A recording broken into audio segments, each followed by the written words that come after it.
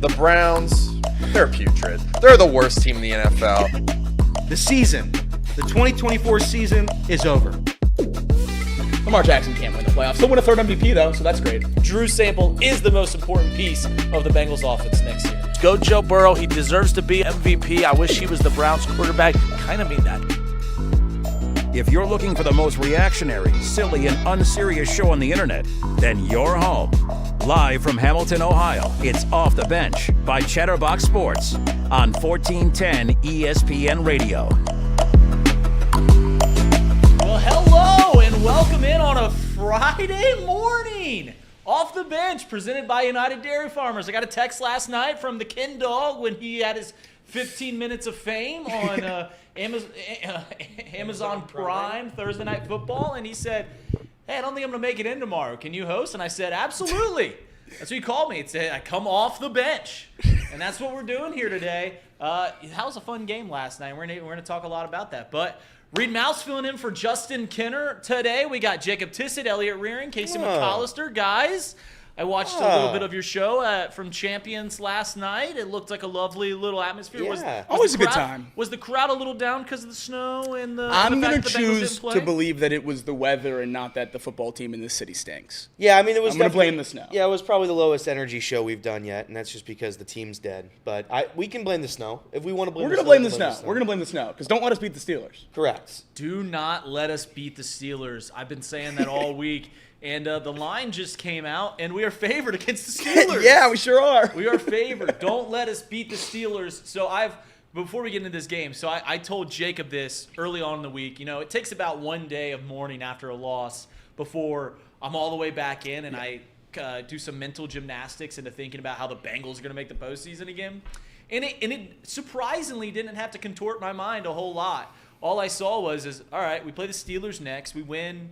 We're 5-7. Who are the three games after that? Cowboys. That should be a win. Then I think it's the Browns and the Titans back-to-back games. So, man, we'd be going in the last 2 weeks of the year 8-7. Didn't take too much. And then where I did contort my mind was I somehow convinced my brain not only that Week 18 is going to be if the Bengals win, they get into the postseason. It's a play-in game. I have now convinced myself that is for the division. That is going to be for the division. Okay. Both teams going to walk into Week 18 at the ketchup bottle, 9-7. The Ravens. What happened to Baltimore?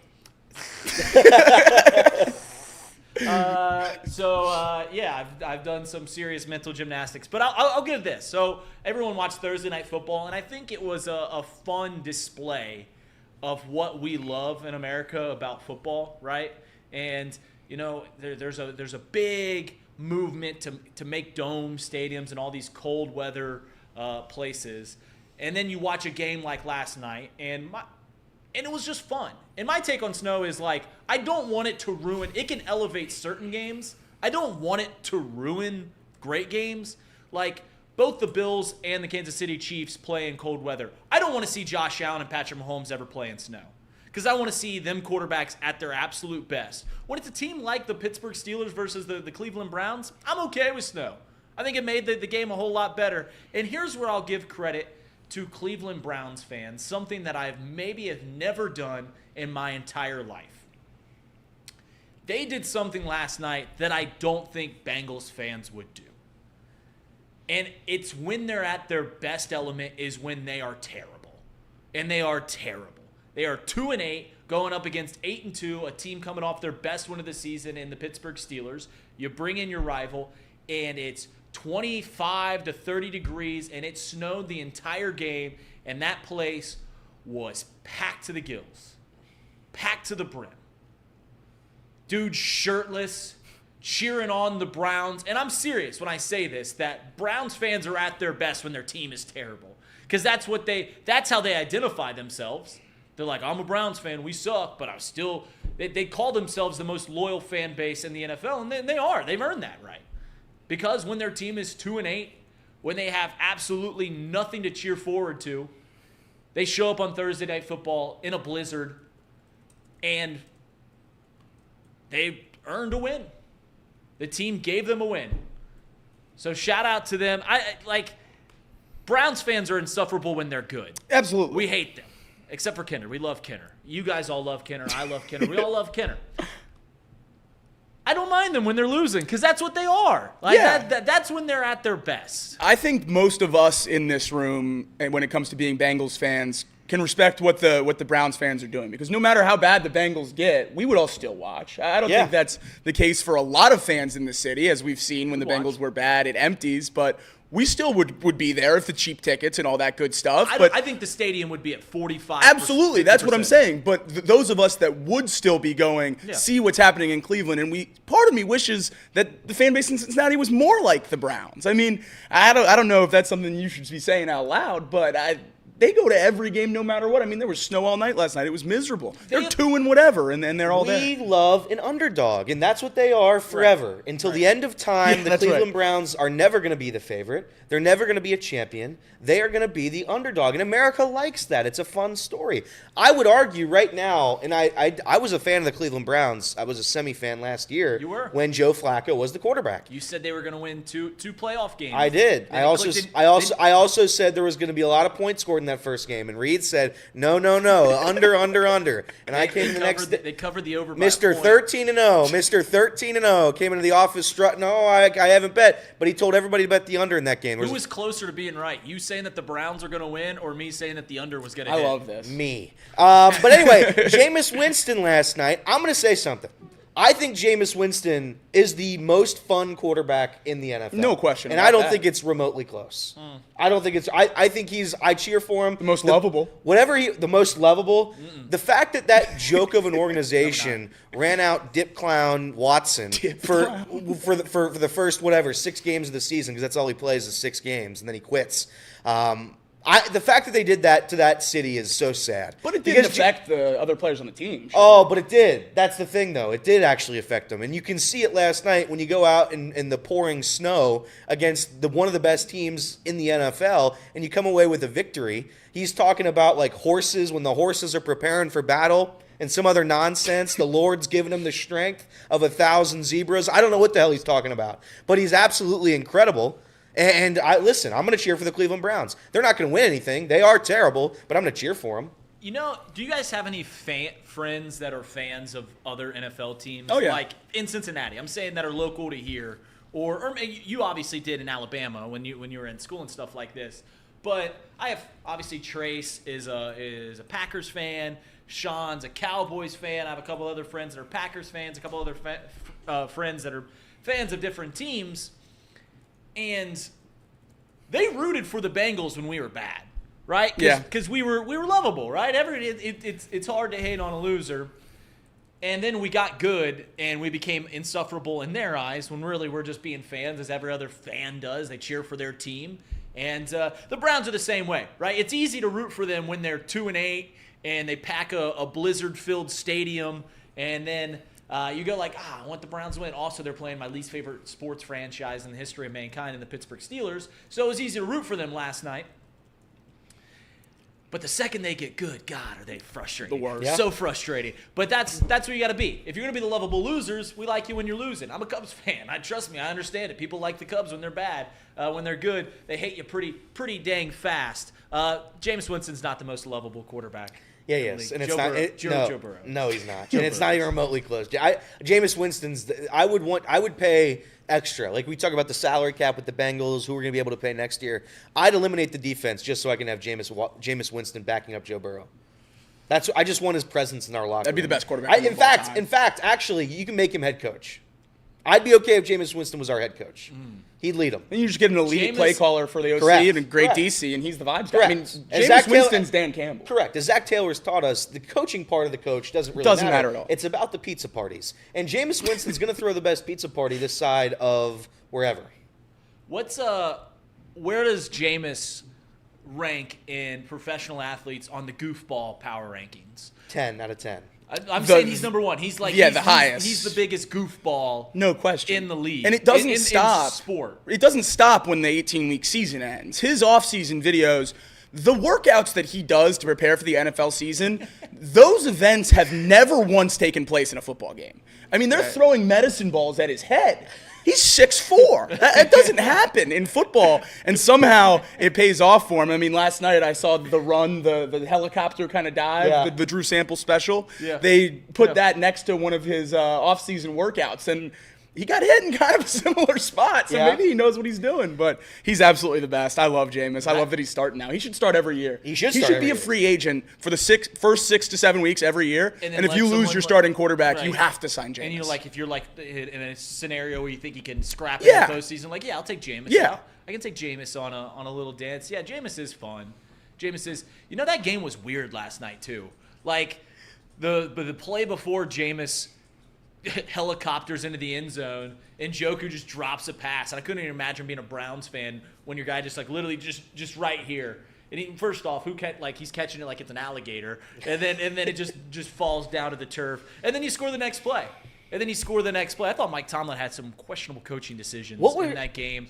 Like there's two that I remember Mike Tomlin specifically, or the Steelers. I don't want to put all the onus on Mike Tomlin. I think. Well, he gets all the credit when they do well. Well, here's the thing about Bengals fans and people like to make fun of Mike Tomlin. We like to make fun of a coach. Go like, oh, he's never had a sub 500 season. That's actually incredible when you've coached as long as he has, 17 years or whatever it's been. If you have 17 straight winning seasons, I'm not going to make fun of that, even though a lot of them are 8-8 or 9-7 or whatever it is. But putting in Justin Fields to run a play and he just passes it 20 yards down the field, wild move. What was that? And then the second one was why did he take that penalty instead of it was going to be 4th and 2 or 3rd and 7, and he decided to take the penalty, dropping back 3rd and 7. They got the first down. Yeah. The penalty I didn't understand at all because 4th and 2, I had no doubt in my mind that the Browns were going to mess that up.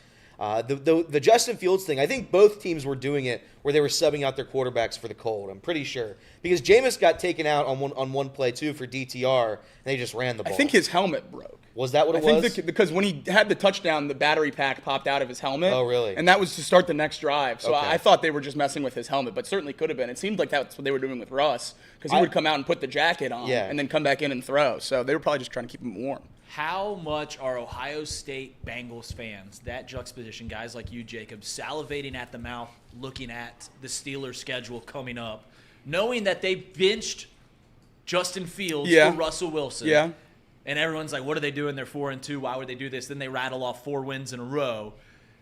And it's like, oh, well, see, Mike Tomlin clearly knows what he's talking about. And then you go look at they lose to the Browns, and I think they play the Chiefs. They play us twice. They play the Eagles, who all those games might be losses. I don't know. We'll see where it comes. But I just know that there's a contingent of people that hate the Steelers and love the Buckeyes that are just salivating at the mouth, thinking about how Russell Wilson can lose 4 out of the next 5 games. Oh, it's great. It's great. And I wish that the Steelers' success the rest of the season wasn't so dependent on what the Bengals are going to be able to do, because I would just be rooting for Justin Fields to come back in at some point this season and lead them to the playoffs. That would be the ideal scenario if it wouldn't knock the Bengals out. So obviously I'm not rooting for that anymore. Also, you can't Justin Fields' success. Have some pride in yourself about rooting for the Steelers to do anything. They can lose in the first round. That is one thing about my Bengals fandom that I cannot believe is that there's certain pockets of Bengals fandom that hate the Ravens more. There's certain pockets that hate the Browns more.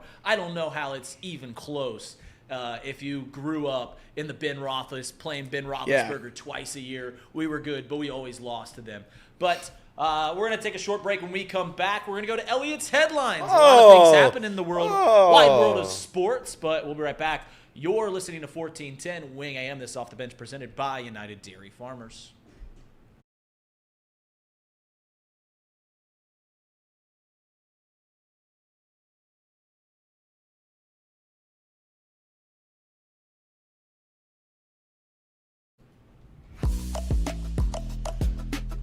And welcome back to Off the Bench. Reed Mouse filling in for Justin Kinner. Kinner looked like he had fun last night. I like how I got all these texts. Was that Kinner? Was that Kinner on the screen? I think we confirmed that it was. But, I watched it 12 times and I still didn't there's so much snow. The visibility there was absolutely horrific. I also wonder what it's like being in the stadium for games last night compared to watching it on TV, because obviously the camera's so far back when you're watching it on television, so you're getting a lot more snow falling in your line of sight. Like, there were certain parts of the game where you had no clue where the ball was. Yeah. I wonder what it's like being in the stadium. I imagine you can see a lot better than what we saw on the broadcast. But Elliot, there was a lot that went on in the wide world of sports. Yeah. Let's knock it off with your headlines. Elliot loves three things: Joey Votto, David Bell, and leading off the bench with top headlines. That's right. That's right, Magic Voice. So let's start with college basketball. There wasn't a ton of college basketball, so we'll start there. 13th ranked Baylor, they took down 22nd ranked St. John's at the buzzer in double overtime last night. They win 99-98. Oregon, they take down Oregon State 78-75, and 16th ranked Indiana escaped with a win against NC Greensboro as well. Also, Tennessee ranked last night. They beat Virginia, beat them by 20 points. So easy wins there. We talked about the Browns game. Some stats from the Browns game: 24-19, the final. Jameis, 18 for 27, a rushing touchdown and an interception. Russell Wilson, 21 for 28, 270, and a touchdown. In terms of the other pass catchers for both teams, Calvin Austin is the leading receiver for the Steelers yesterday. Kind of a silly game. Pat Freiermuth, 4 for 59. Pickens, 4 for 48. And I'll get to George Pickens in a second here. On the Browns side of things, it was Jerry Jeudy, 6 for 85, was the leading pass catcher. Jordan Atkins, has he played this year? I haven't seen his name at all this season. 3 catches for 38, had a big drop, too, at the end. Not that we counted that. Cedric Tillman, 2 for 28, had a massive fumble as well. At least George Pickens is a normal person, right? George Pickens, after the game, tried to fight the fans in Cleveland, and then in a post-game press conference said, quote, "Conditions played a huge part in today's game. I don't really think the Cleveland Browns are a good team at all. I think the conditions kind of saved them today." Not necessarily wrong, but I would say this: it's kind of crazy to do that. It's kind of crazy to say that after losing a game. And then fighting the fans. And then fighting the fans. During the Hail Mary. Yeah, that's, I don't know. That guy's kind of weird. Other NFL news: Robert Kraft, for the 13th time, has been denied for the Pro Football Hall of Fame. 83 years old, Robert Kraft has been passed over yet again. I don't think that is based on merit, if I had to believe. I think that's based on something else. Yeah, if we're talking about who are the best owners in the history of football, I think the list ahead of Robert Kraft is very, very short, if there is any names. Well, no, so. It's very long. It's the millions and millions of Packers owners that are out there. That's right. And then it's Robert That's right. Kraft. And then it's Robert Kraft. So, yeah, I mean, you just got to get in line after guys like Trace Fowler and stuff like that. All the Packers owners get in first. I guess you're right, but he definitely should be in if we're talking about football. Correct. There's no reason. Soccer news. We have soccer news, not about Casey's FC Cincinnati. That team's dead. We're talking about the Indiana Fever Caitlin Clark star, part of the ownership group trying to bring an NWSL expansion team to Cincinnati. Cincinnati is one of the handful of finalists bidding for an NWSL expansion team that is expected to be awarded before the end of the year. The team would begin to play in 2026, joining a previously announced expansion team in Boston to bring the NWSL to 16 teams. So Caitlin Clark owning a soccer team in the city. How about that? Now that's a team I can root for. That's a soccer club I'm going to cheer for. That would be, I think I'm going to join you here. It would be a pretty good bit of us to become the biggest NWSL Cincinnati team fans and continue not acknowledging FC Cincinnati. That's actually kind of exciting because a girl that I went to school with, high school with, she plays in the NWSL. She played overseas for a while and she come back. And I imagine if Cincinnati gets a team, she'd be on the short list of people to make the roster. Malia Berkeley. How about that? Shout out her. How about that? Continuing on, college football. Some big college football news yesterday. Sharon Moore flipped Bryce Underwood from LSU to Michigan. It was him. It was him alone. He's been a great head coach this season. He's led him to what record, Jacob? Yeah, not great. I believe they're one loss away from not being bowl eligible. Oh, but he flipped the best recruit in college football to his school without a visit? Well, that's right. Yeah, no official visits for Bryce Underwood to Ann Arbor. He did play high school football just about 25 minutes from the campus. Their offensive coordinator that they brought in for the playoff run might be a name that you recognize. Connor Stallions. Oh. His high school brought Connor Stallions in to call their offensive plays for their high school playoff run. Bryce Underwood said earlier this summer. Do you think there's any correlation? Well, you certainly can't say. And as Michigan is going to have to produce their evidence from that investigation to the NCAA, the Central Michigan coach, Jim McElwain, has retired. fired when he's going to have to produce the evidence of why Stalions was on his sideline. So all things lining up very, very nicely for the Wolverines. Bryce Underwood said earlier this summer when asked about Michigan versus LSU, he said, look, when you're a player as good as I am, you have as many offers across the country to go wherever you want. I chose to go to LSU because when you look at development of quarterbacks, LSU has guys like Joe Burrow, Jaden Daniels, even right now Garrett Nussmeier trending towards being draft picks. Yeah. When you look at Michigan, they don't have as much. But $12 million certainly can change your mind. Okay. When you first told me that story, I thought the punchline was that Tom Brady went to Michigan. I thought that was the end of the punchline. No one went to Michigan. What? Got developed and was drafted highly. Well, no, I'm just saying, like, I thought the punchline was Michigan's never had a successful quarterback in the NFL. I thought that was the joke. And then, no, you're just whining about a guy flipping to the team that you hate. That's right. Well, paying $20 million for a transfer portal class is ruining the sport, but $12 million for an 18-year-old that's never played a snap before is building something. How about that? It's crazy. You do things the right way in Michigan. That's right. That's what they're all about. They always have. Major League Baseball news. 2 MVP award winners were given out. Both were unanimous.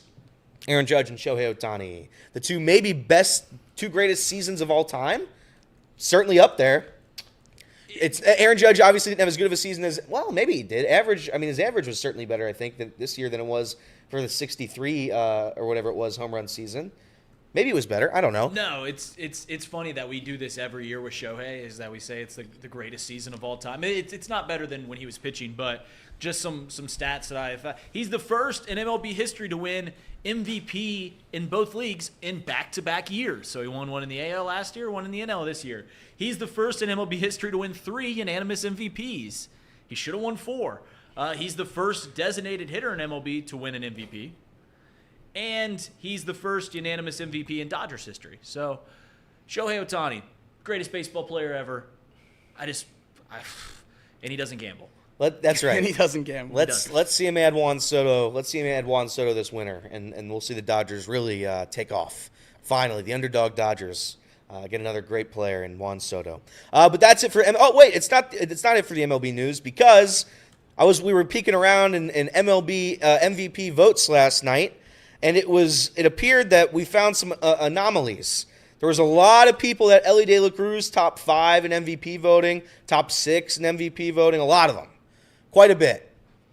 There were 2 guys, and these names look pretty familiar to me. They report from The Athletic and the Cincinnati Enquirer. They had Elly De La Cruz in their ballots 7th and 8th. That would be C. Trent Rosecrans and Gordon Whitmire. Those 2 guys had Elly De La Cruz 8th and 9th. 8th and 9th. Sorry, excuse me. They had Elly De La Cruz 8th and 9th in their MVP ballot. 2 guys that have watched Elly De La Cruz all season long have decided that he was not good enough for top 5, top 6, top 7, 8, and 9. One of them had Elly De La Cruz behind Luis Arias. Now, here's what I'm going to say on this. Luis Arias is a guy that I actually respect. I like him a lot. In fact, I did a bit earlier on this year that I thought he should be considered for MVP, and that was early on. Like I'm talking like midway point when he was still hitting 350, whatever it was. And I had these 2 guys right here, being Jacob and Reed, tell me, hey, he's not that good of a player. Just because you can hit for average and hit base hits, it's not the most important thing. You got to have extra base hits. You got to steal bases. Got to defend. That's what it's all about. So Luis Arias isn't as good of a player as you think he is just because he hits 400 and has an OBP of 401. It's not what it is. I said, okay, fine. I'll hear you out.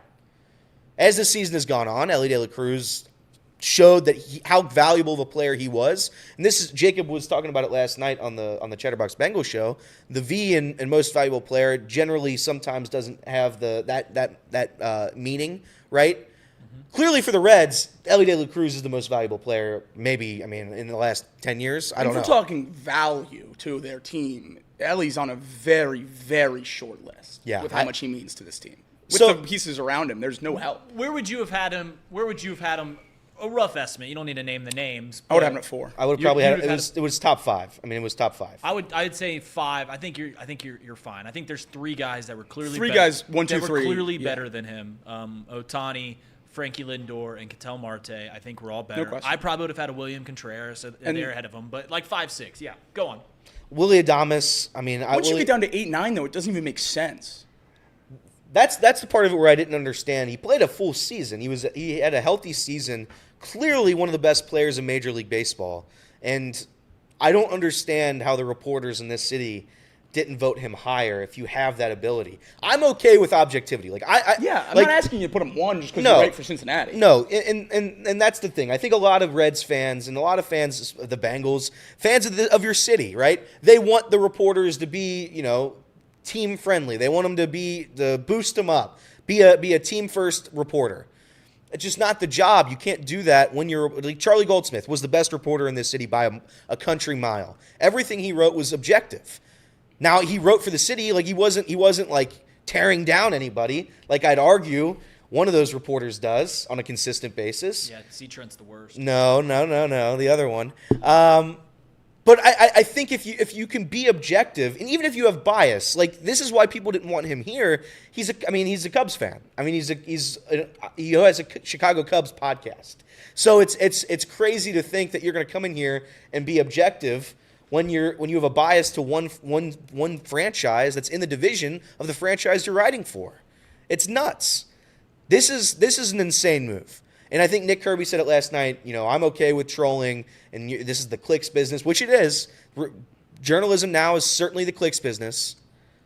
But that's insane. No rational human, no objective human being says Elly De La Cruz had a worse season, because that's what you're saying. He had a worse season than Luis Arias. In no way. Yeah. It's not even a thought in anyone's mind. Reed was doing the bit last night. He was trolling everybody on Twitter. God, I'm so good at it. You are really good at it.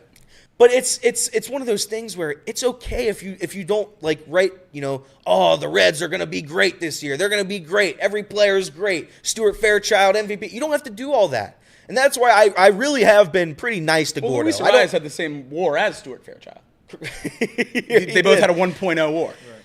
And this is where I understand why Reds fans get upset at it, but I personally I'm 100% fine if reporters not going to be, just be a fanboy of the Cincinnati Reds. But this offseason, he was writing articles like how Elly De La Cruz needs to take after Tony Kemp. He needs to relish in Tony Kemp's greatness ahead of this season. Will Elly De La Cruz have a spot? Has he earned a spot? He's the best player on the team. He's one of the best 5 players in the league.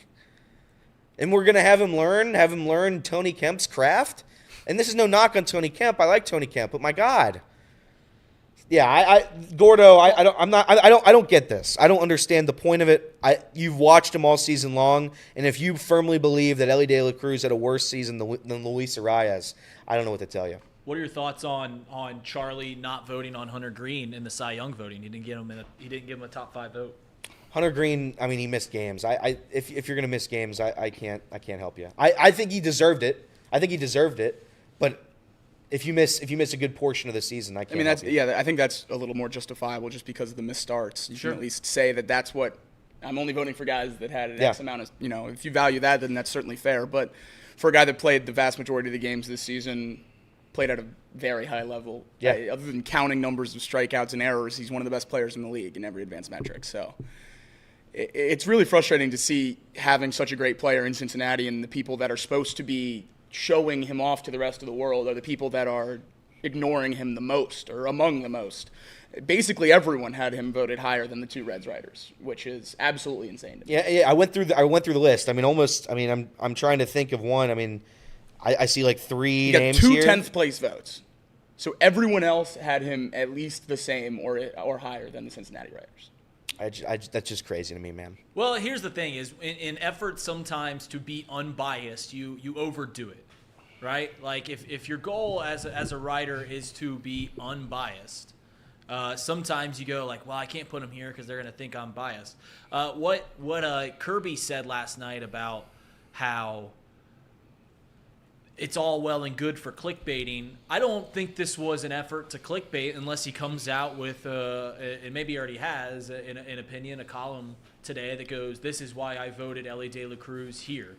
Casey's grinning over at his phone over there. I don't know what's going on but behind the screen, but Casey's grinning over there. I don't. Unless he comes out with a column saying this is why I voted where I voted. To get the clicks. Right, to get the clicks. I think he was literally just trying to – I don't think he was trolling in his brain. He thought that player was better. No, but the best trolls don't actually try to troll. They're just natural at it. They're that's who they are. That's just It's in the bloodstream. It's in the bloodstream. Yeah. It's you can't get it out of you. I'm not mad. I'm not mad at it. It's just annoying. It's just a nuisance that we have to have this issue consistently with one of those writers. Listen, it's when you're the hometown. I've said this a long time about hometown broadcasters, right? When you're listening to the radio, Bengals fans, there's people that aren't Bengals fans, they hate listening to Dave Lapham. I like listening to Dave Lapham because he's rooting for the Bengals, just like me. He's right there, and he's feeling every emotion. That's what you want from your hometown broadcasters. I have a problem listening to Cubs games. Boog Sciambi's the play-by-play guy on Marquee Sports Network. He doesn't have a whole lot of emotion towards the Cubs. Like, he's just very objective. He's a national broadcaster. When he does national games, he does a good job. When he's done the Cubs game, I want a little more out of you. You said this earlier. When you have a hometown beat writer, I think you can lean a little bit towards your squad, towards the team, especially if you're from the area, which I know Gordon isn't. Or I don't know where C-Trent's from, but you can lean a little bit towards that team. It's just so frustrating that it's clearly that he pushes against them at every single turn. And listen, as a Cubs fan, it's funny to get on X.com and every 2 months it's all, what did Gordo do now? What did Gordon Wittenmeyer do now? I wonder if he watches this show at all. I wonder if he sees the things that people in the city say against him. Because every article that he comes out with is replies are bad. Well, it's terrible. Press box wag. It's gonna get. I don't understand that. I've never understood it. I don't get the joke. That's my favorite bit. I think I do on Twitter. You do it all the time. It's so funny. I actually might like it more than my "is a weapon of mass destruction" bit that no one likes. That's not as good of a bit. That's my favorite bit. My second favorite bit is whenever Gordon tweets today's press box wag, and then whatever he heard in the press box, and he just tweets that out, and he's probably like grinning ear to ear as he's tweeting. He's like, "That's good stuff." I comment every time I see that it comes across my screen, and I just go, "That's good press box wag." Whatever it is, it doesn't really matter. But we're gonna take a short break. When we come back, we're gonna talk a little bit more about Gordon, a little bit more about the MLB and these MVP voting. And then later on in the show, I'm gonna give you my top 10 power rankings. I know we're already one game into this week of the NFL football season, but I said this before we started the show. I come on here and I've got like just a little cabinet. Got a little cabinet full of takes that I want to rip off. But every time I come on here, they're like 2 weeks old. They're 2 weeks stale, or they're 5 days stale. And I've got a bunch of things I could say about Zach Taylor, but these guys have already done 8 hours of Zach Taylor, 10 if you count Chatterbox Bengals in there as well. So my Zach Taylor takes are going to fall on deaf ears. So I'll keep them in the cabinet and we'll hold them for maybe some other time that I'm on here and it's a little fresh. But we're going to take a short break. When we come back on Off the Bench, you're listening to 1410 Wing AM.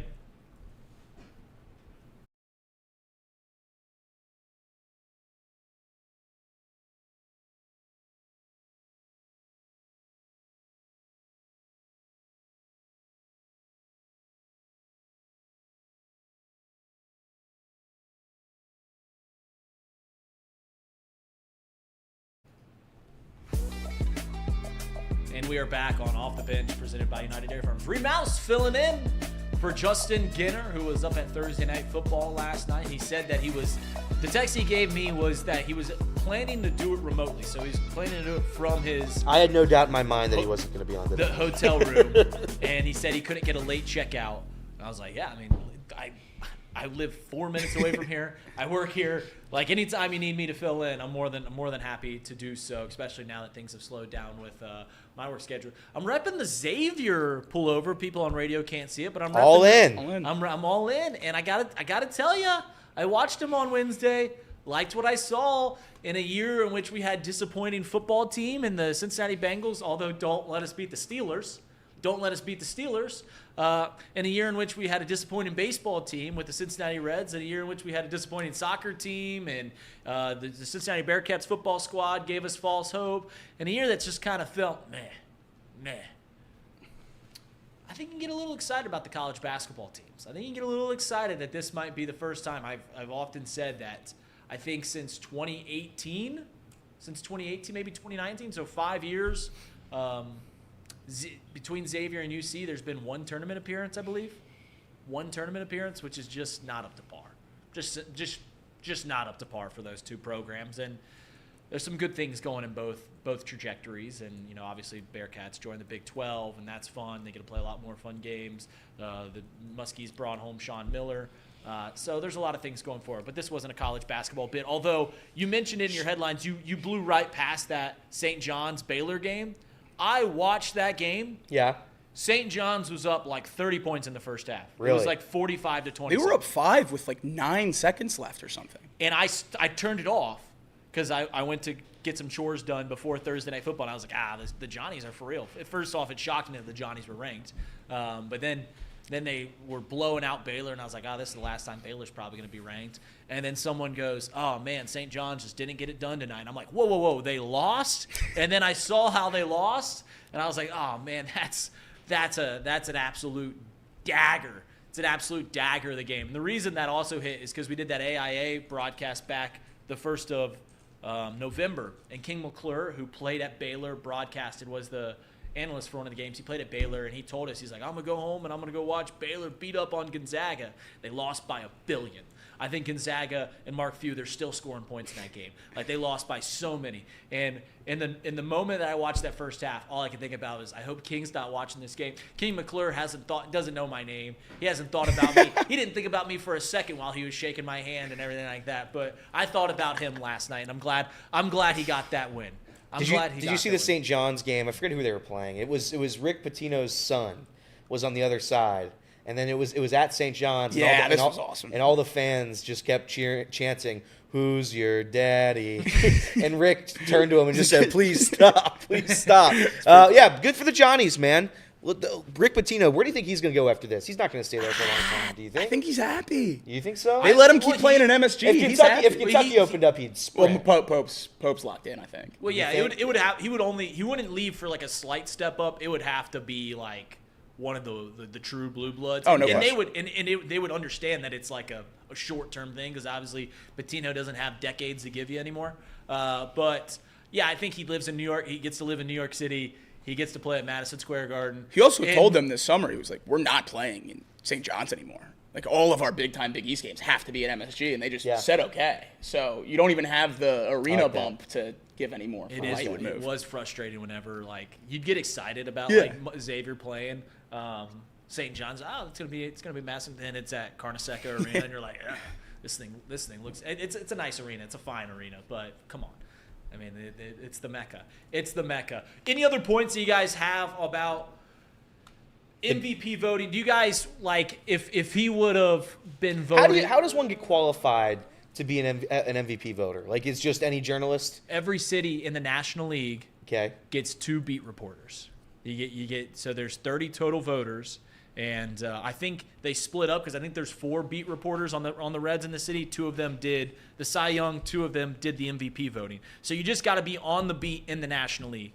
They say who else watches these guys more than the beat writers. So that's who we give the votes to. So you got to be a beat writer for one of the 15 National League teams. So there's 30 total votes. Yeah, it's just interesting to me. There's probably a little more to that, but that whole process is interesting to me. Just because I feel like you're voting as the beat reporter for a team. I mean, you're spending 162 games with your team. I'd imagine you're not watching a ton of Jackson Merrill highlights. I'd imagine. Who is? No, if the writers aren't, then who is? That's fair. I'm just saying it's just a strange process to me because I don't know how much of those other guys you watch. Shohei Ohtani, it's you. I mean, you can look at the stat book and just know. But I'm just saying for down like, the line, 7 through 10. Can like Luis Arias? Did you actually like check that? For what it's worth, like this voting process isn't unique. No, it's not. To Major League Baseball. I think that is the par for every major sport, for every major award, is they give it to the beat writers. They give you about 2 per city or whatever it is. I think in the NFL, it's 2 per city. You get 2 beat writers for the MVP and all their votings, and you just compile them. You say you get 10 votes, and we'll rank it all up. I'm happy that Gordo at least voted for him. Is that a positive thing? Did anyone not? I think there were a couple in there. Did a couple not? But at least he voted for him. He could have not voted for him. That is big. He could have not voted for him. And that would have even been a bigger SH storm. If you are going straight clicks, wouldn't it? That's not a better route to. No, I take it back. I think putting him 9 or 10 is better. Yeah, because then there's no way you can have the other guy ahead of him. Yeah. For what it's worth, I'm counting this up right now. 6, 9, 13. This is great. Yeah, so a couple people missed Ellie De La Cruz off their entire sheet. Luis Ariz only got 2 people voted for him. Right. 2 people voted for him entirely. That's insane. And one was Gordo. Another person gave him a 10th place vote. There's no one really super surprising that He wasn't the top 5 most valuable player on that roster. Right. Maybe top 7 valuable player on that Padre roster. Like I just don't get it. It's crazy. I don't get it. There's no metric you can say that Luis Ariz had a better season than Ellie De La Cruz other than the counting numbers. No. For you talked about a little home cooking perhaps. Ezekiel Tovar, the Rockies player, got 2 votes.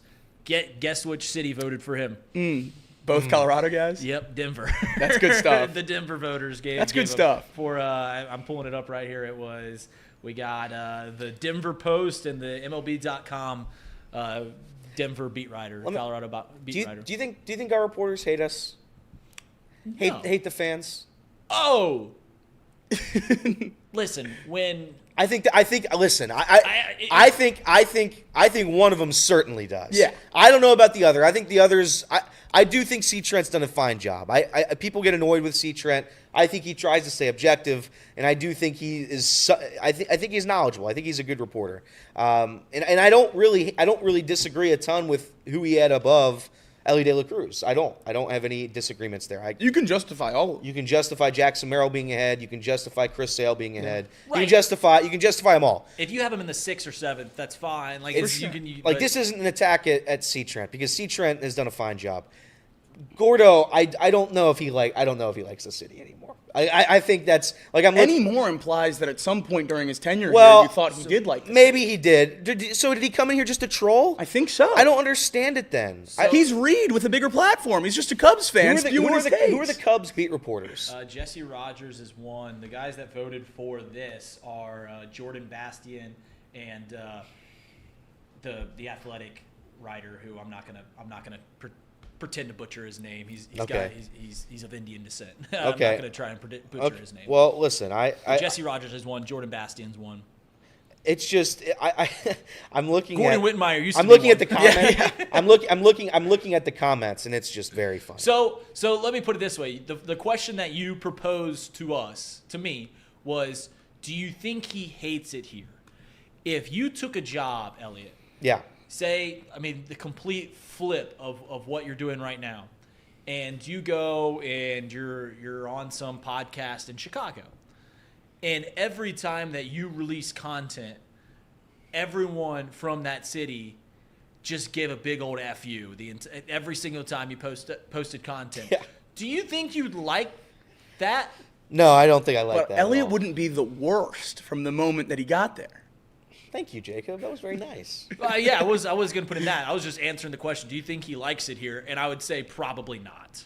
Probably not, because every time that he posts something, it doesn't get good response. In fact, in your memory, just dial it back, pull out the filing cabinets, go and find in your memory.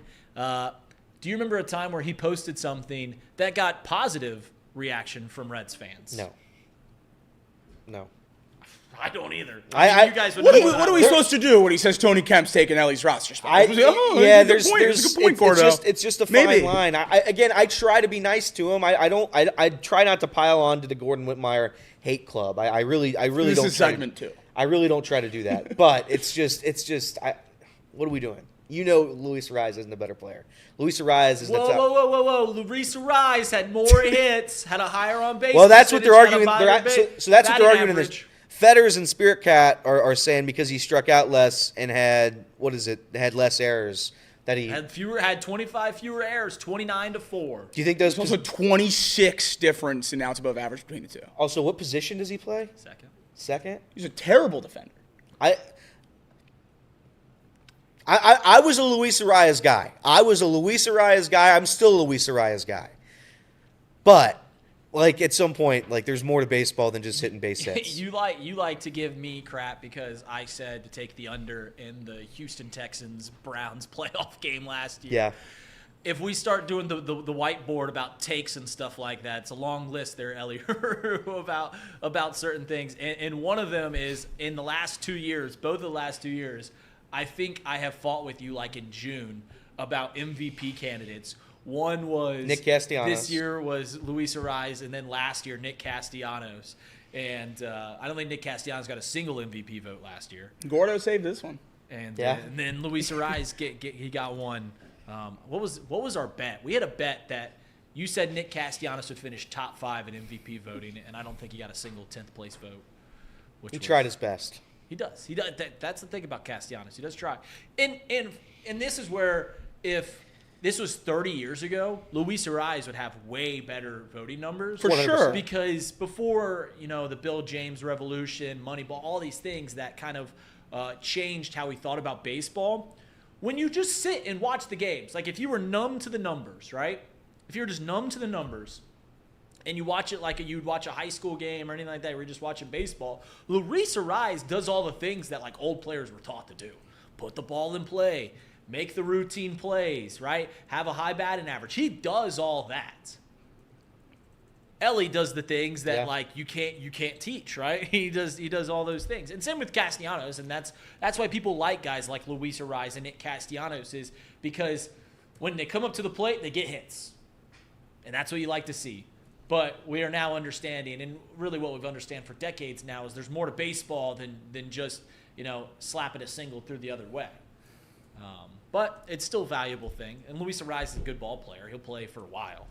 I think Luis Ariz is a beautiful piece of like a Padres team that are like a contender, and you can bat him like 7th. Yeah, and he just knocks hits all the time. He just gets hits all the time. I know he batted leadoff in the postseason, which that's not a bad. I'd pay so much money for the Reds to have a guy like that. Well, maybe not because he's worth about a Stuart Fairchild, but Well, Right. Like, we have a guy like that. well. Poor Stewart. He won't be on the team next Stuart year. Fairchild and Andrew Abbott are the same amount of wins as Luis Ariz. Yeah, it's tough. I mean, there's no other words to say it. That's tough. But that's it.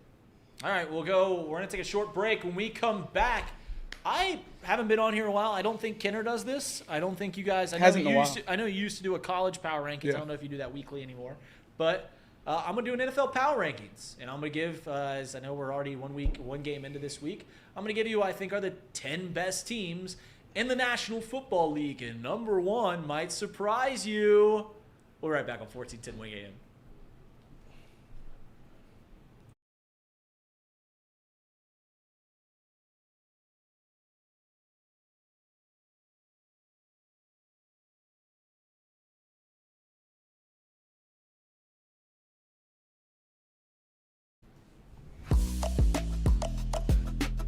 And welcome back to Off the Bench, presented by United Dairy Farmers. I'm Remouse filling in for Justin Kenner, Jacob Tissett, The Elliot chat's Rear, happy to see you. They are. Casey McAllister. I'm happy to see you guys. Overjoyed. I'm happy to be here. When you host, you can't really be in the chat a whole lot. Like when you guys are talking, I'll look down and I'll see what people are saying. But I'm happy to be back. I think you guys are too hard on my boy Ken. He's a great dude. I know he has some bonkers takes sometimes, but don't we all? And in the end, it's not about the takes that are right, the takes that are wrong. It's about the friends you made along the way. That's what it's always been about. And I think we're all friends here. That's what it's always been about. We're all friends here, but I'm going to lose some friends. Here it is, my top 10 rankings according to Reed Mouse. Coming in at number 10 is the Houston Texans. Houston Texans, I have them at number 10. This is a team that a lot of people thought were going to be true NFL contenders. True contenders for the Super Bowl. There's a lot going outside the door right now. It's easy to get distracted, isn't it? Oh my goodness, when what's going outside the door it's distracting to say the least. But coming in number 10, I have the Houston Texans. This is a team that I think if things go right, if they play well, if all the pieces are healthy and they have everybody on the field, they can compete with a lot of teams. I think that people thought they were going to take a major step up this year, but injuries and other things have kind of kept them where they were last year. CJ Stroud, as an Ohio State hater, I gave him a lot of crud, but he makes big-time plays, and he'll make some big-time plays in his career over the Houston Texans. But I have them coming in at number 10 right now. Coming in at number 9, I had them probably, if they would have won last night's game, this is where I can look in hindsight. Like, if we would have done this power rankings before, I would have had them a little bit higher. But I have the Pittsburgh Steelers coming in at number 9. There's something about the Steelers that you just don't truly believe. And I don't know if it was that 11-0 team with Big Ben a few years ago that kind of put you on this. But when you watch them, it's like, is it there? Is it all there? They've got a great defense. I believe it. Is he one of the top 3 head coaches in the NFL? No, Mike Tomlin's not that. But he's still a pretty good coach. And we can make fun of they always have an over 500 record. I will continue to say that that's impressive. I don't think that should be your aspirations. I think you should want to do more. But never having a losing record is something to hang your hat on. I have the Pittsburgh Steelers in at number 9. Like I said, I probably would have had them a little higher if they would have won. I don't think any of these guys are going to chime in to anything. But if you do, just go ahead. I was just going to say, last night it was, I mean, George Pickens is a clown, and what he said was kind of silly. After a loss. You just don't say stuff like that after a loss. Saying that, I do think he wasn't necessarily wrong. I think that was a skewed game. And I was wrong about the Pittsburgh Steelers. I think they're a damn good football team. I think Russell Wilson's going to get extended. I think you're going to see more Russell Wilson going forward. Probably Justin Fields, what's his contract situation? He's a free agent after this year. Yeah. So you have to pick one, and they're going to pick Russ? That's what's going on? Or are you going to pick them both? I don't know how you'd pick Russ. Really? Yeah. I just think Russell gives you. He'd be double the price. Well, he'd be double the price, is what I'm saying, and he's a decade older. No, that's fair. It wouldn't be a long-term thing. It'd be like a 2-year. I guess if you think if you can win a Super Bowl with Russell Wilson as your quarterback, then yeah. He's 35. Just to. He's playing. Listen, he played well last year, and I think he's playing well. Like he's a fine player. He's a fine player. In a blizzard last night, threw for 270. They're going to win a playoff game. 20 of 28. Yeah. Sorry, so, he's about to turn 36 in a couple days, so a week from now. They're good. They're good. They're a good team. Earlier but they on, can rattle off like 5 straight losses now. For sure, they definitely could. They're very volatile. It wouldn't surprise me if they lost in the first round of the postseason again. It also wouldn't really shock me if they were to get to a Super Bowl. So they're a good team. All right, coming in at number 8, 7 and 8, both in the same division. Both are teams that I really wouldn't be surprised if they make it to the NFC Championship, or if they fizzle out and lose their first game by a couple touchdowns. But I think they're both really good teams. I'm just going to give the edge to who I think is the better quarterback. But coming in at number 8 is the Minnesota Vikings, and coming in at number 7 is the Green Bay Packers. I think these teams are so similar.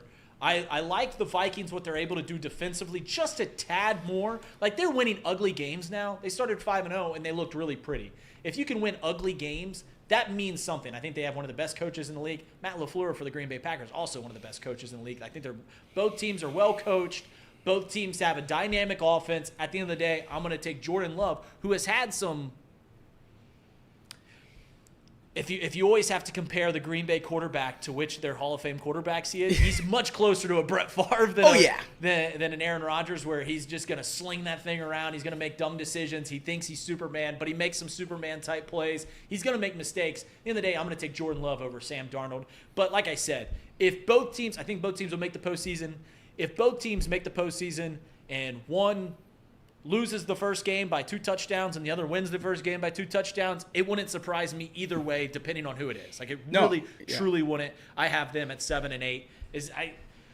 Do you have the Packers better than the Vikings? I do. I picked the Packers to win that division preseason, and obviously that's not going to come to fruition. The Lions have much too big of a lead now, and they look like one of the better teams in all of football. I'm very high on Jordan Love. I know he's made a lot of mistakes so far this year, but I think he's a very, very good quarterback. I'd put him in the top probably 3 or 4 quarterbacks in the NFC. Mm-hmm. I love Jordan Love, and I love the weapons that they have there. I know they don't really have a true number 1 guy, but the collection of young talent on the outside there, combined with Josh Jacobs in the backfield, I really, really like the Packers. I wish I could put them higher, in all honesty, but just with the record and how they're playing right now, you really can't have them much higher than 7. But I would definitely have them above the Vikings, and I don't really know how you could argue otherwise, other than just pure record.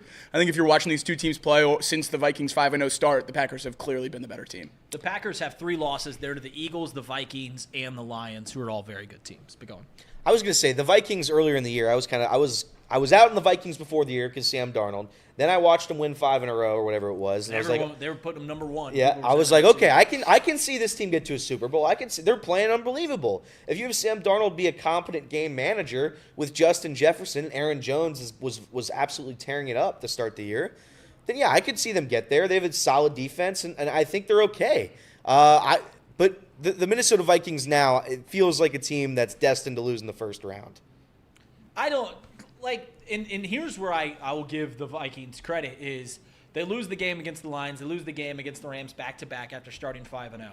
And then they played like 3 terrible games in a row. Like they barely beat the Jags 12-7. Sam Darnold throws 3 picks. That was at 9 in the morning overseas. Then they go play the Colts, and it looks ugly, but and I look at it at the end, and they're still 8-2. Right? They're playing ugly games. They're winning ugly games, and that is the mark of a good team. So I'll give the Vikings credit. Like I said, you have these flip-flop them however you want. Those are my 7th and 8th. And then this is a team that we just played them. So the spoiler alert is that it is the Los Angeles Chargers coming in at number 6. I don't know how we let this team sneak up on us. I don't know how we let this whole situation kind of surprise us in the fact that this was a quarterback that universally we all believed in, Justin Herbert, because we saw what he was able to do as a rookie with terrible coaching. We saw what he was able, he made the postseason once again with terrible coaching and things. There are holes on these pieces. The Chargers have always been a weird franchise, but they've always had talented players. And then they get the coach that everywhere he's gone, and Ohio State fans, I'm sorry, Jim Harbaugh, everywhere he's gone, he's immediately turned around the program or the franchise and made them contenders pretty quickly. I don't know how we let the Los Angeles Chargers sneak up on us. They have a great defense. They have committed to protecting Justin Herbert, and when they do that, he's pretty stinking good. They have the lowest, they've given up the least amount of points in the NFL. The only reason I don't have them higher is because I truly think that there are teams better than them. But this is a team that they rattle off two playoff wins. Yeah. No one's going to be surprised because it is Herbert, it is Harbaugh. I don't know how we let this team sneak up on really the consciousness of the NFL. It was pretty clear. We do this every year with the NFL. We get to the end of the season, and we are surprised by things that are so blatantly obvious. Like the Cowboys' demise was so blatantly obvious that it was going to happen. The Los Angeles Chargers' rise was so blatantly obvious going to happen. I don't know how we get to this point every single year, but we let it happen once again. Yeah, and it's an elite quarterback with an elite head coach and an elite defense. I don't really know what else you would need to be a playoff contender, Super Bowl contender. I love the Chargers. I think they're a really good team. They're a really easy team to root for. I wish they weren't in the AFC. That's the point I keep coming back to here. All the great quarterbacks that are fun to watch, all the teams that are easy to root for, they're all in the AFC, and they're all battling with the Bengals for different spots. So it's very frustrating. I love Justin Herbert. I love what the Chargers have been able to do. I think they'll certainly win a Super Bowl in the near future with Harbaugh at the helm. I think the Chargers are a very, very good team, and they're not going anywhere this year. It's crazy how close they were to charging that game. They were so close to being back to the old Chargers. And it's just there's different magic. There's different vibes in the air with Harbaugh. So they tried to choke it. They tried to be the old Chargers, and they were just able to get it done because Evan McPherson can't make a field goal. That game is actually point-blank example of how important coaching is in the NFL. Because for 4 decades now, the Chargers lose that game. Yeah. For 4 decades, they lose that game, and they get maybe one of the best football coaches this planet's seen. And they still are there. They still get close to losing that game, but they don't. And at the end of the day, if you have more points than the opposing team when the clock hits 0, no one cares what it looked like after it's done. No one looks like what it cares. Coming in at number 5, I have the Baltimore Ravens. Okay. Some people might have them higher. The reason I can't have them higher is I think truly all 4 teams in front of them are better. And I don't think any of the teams that I just listed are better than the Ravens. If the Ravens turn into juggernauts starting this week and just beat the absolute crud out of everyone, no one would be surprised. No, I not also at all. don't think we can see a world in which they lose 3 out of 4 games. I know that defense is bad. It's the thing when it comes to this Baltimore Ravens team is they're going to have to learn how to be a little bit of a different team because for decades now, dating all the way back to the Ray Lewis, Ed Reed days, this team had been defensive oriented, right? You go to Baltimore, you get beat up. That isn't a wire reference. That's just what happens in the National Football League. And now they are a team that puts up 30 points a game. They are a team that gives up quite a lot of points. So they're going to have to figure out how to kind of flip the script and be, I don't want to use the term finesse because they still run the, like when they're at their best, they're still just running it down your throat. They're still beating you up physically, but they are a team that is an offense-oriented team and not a defensive-oriented team. And that's going to take a little bit of a learning curve. For sure. The games that the Ravens have lost this year, sitting at 7-4, are the games where they've just forgotten they signed Derrick Henry in the offseason. Yeah. Every other game this year, with the exception of the Bengals' overtime win in Cincinnati, they've rode Derrick Henry to these wins. Against the Pittsburgh loss last week, he had 13 carries. Against Kansas City to start the year, 13 carries, just 84 rushing yards. Against Vegas in that questionable loss, 11 carries in their loss to the Browns. In their wins, he's up in the 22, 23, 24. They have to ride Derrick Henry. In these losses, 2 of their 4 losses, Lamar had more carries. This new offense, now that you've signed Derrick Henry and given him this money, it has to run through him. That's why you brought him in here. You forgot to run the ball against the Chiefs in the playoffs last year. You were supposed to be able to look over on the sideline and see Derrick Henry and say, oh, shoot, I'm Todd Monken. I'm supposed to run the football here. And they haven't been doing that. Every Ravens loss looks the exact same. Exact same. And that it, like, they forget what they are at the end of the game. And Lamar's unbelievable. I don't think you'll find a person in this room, maybe Jacob, that will talk poorly about Lamar. Well, Casey will. January, I will. He said Tyler Huntley's better. But when it comes to Lamar, he's unbelievable. Also, I think that they need to give it to their Hall of Fame running back a little more. I was gonna say the same thing. The Todd Monken decides when or not to throw the ball, and I think a part of it's just because we want to show the world that Lamar Jackson's a true passing threat, which he is. He's been a great thrower this year. He's been phenomenal. He hits his guys in the face mask every game, and they just happen to drop it. Shout out to Zay Flowers. I think the Ravens are really good. I think they get in their own way. I think they got a little bit of a taste of the Bengals where they can beat the opponents, but then they just can't beat themselves. Yeah, it's interesting because I think we all think very highly of John Harbaugh. At least I do. Maybe there's more devout Bengals fans that won't give credit to teams in our division, but in coaches in our division like Mike Tomlin, like Kevin Stefanski, and like John Harbaugh. But at the end of the day, like, he had a lot of success over a decade and a half, however long he's been there. You're pretty clearly a pretty good football coach, but there is certain situations now where you sit there and you scratch your head. You're like, John, what are you doing here? Like, just don't lose your identity. We're going to take a short break. When we come back on Off the Bench, we're going to give you the top 4 teams in the NFL. Reed Mouse filling in for Justin Kinner. We'll be right back on 1410 Wing AM.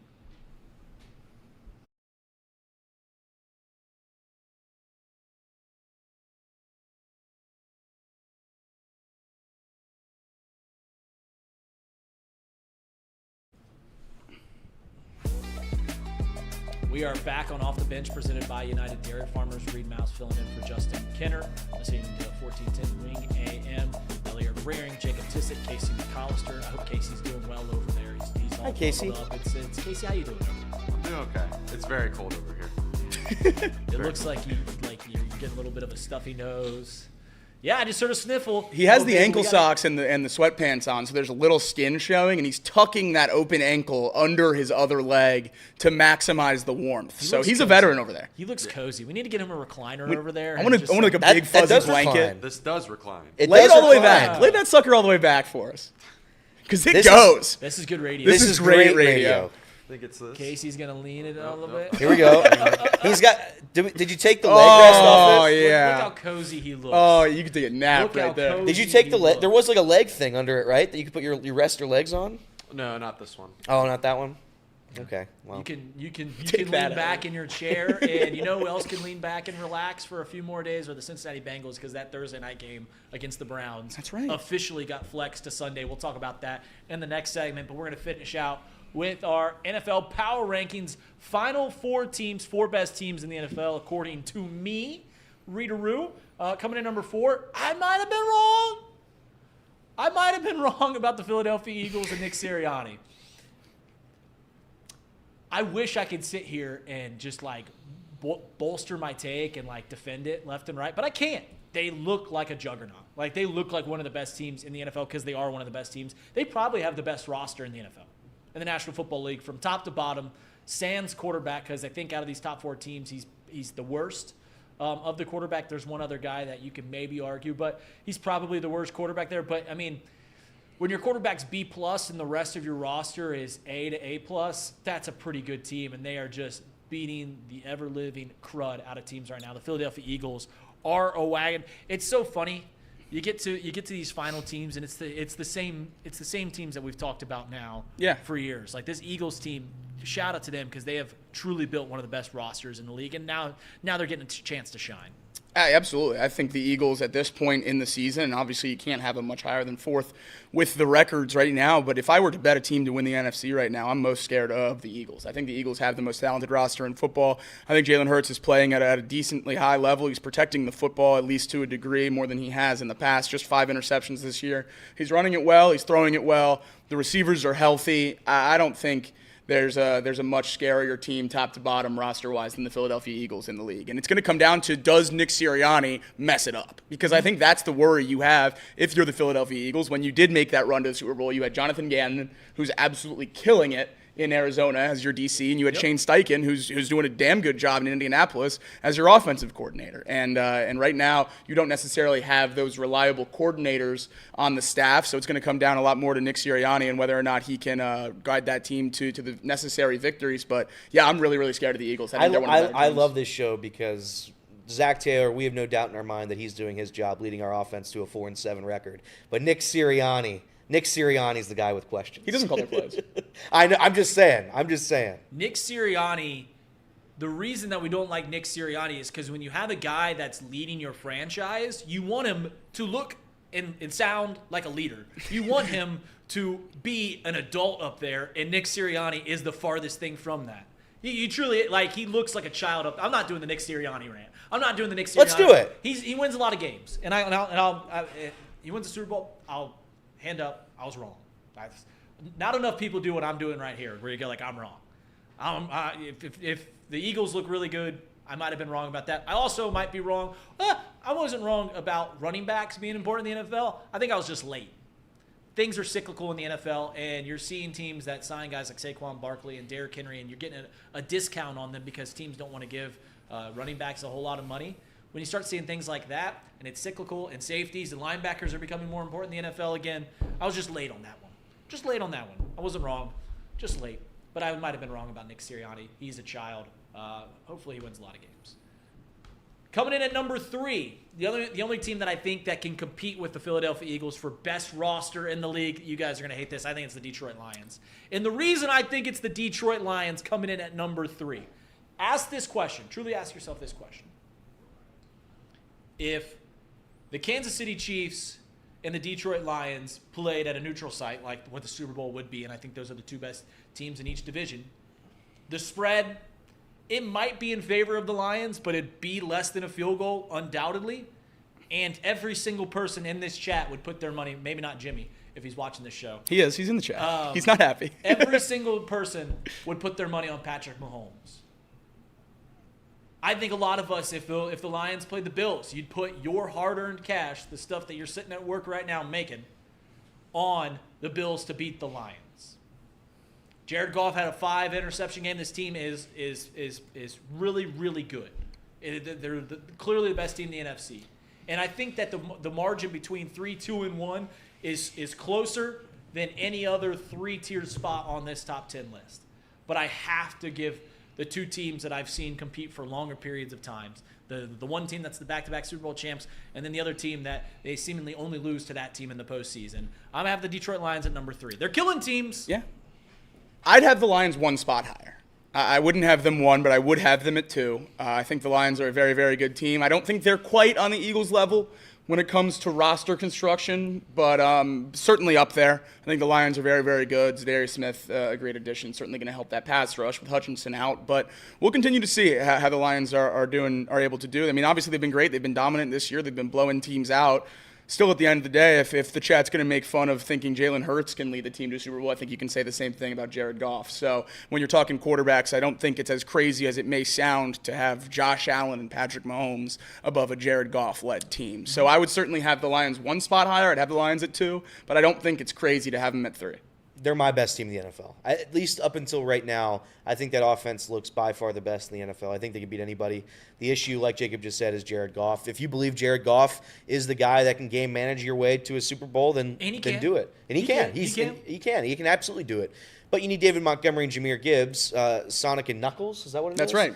You need those two guys to be on their best, have their best game pretty much every time. And to their credit, they've had their best game pretty much every single time. Most of the games they've played this season, those two guys have been absolutely incredible. Whether it's been in the receiving portion or the actual running portion, it's automatic once they get inside the red zone. Very few teams have that ability to just be an automatic red zone threat like they are. And I think they're the best team in football as of the second. It's why they're the Super Bowl favorites. I think if they played Patrick Mahomes today in the Super Bowl, I think they win. I think the Lions do win. If they play Patrick Mahomes in February in the Super Bowl, I think it's a little bit of a different story.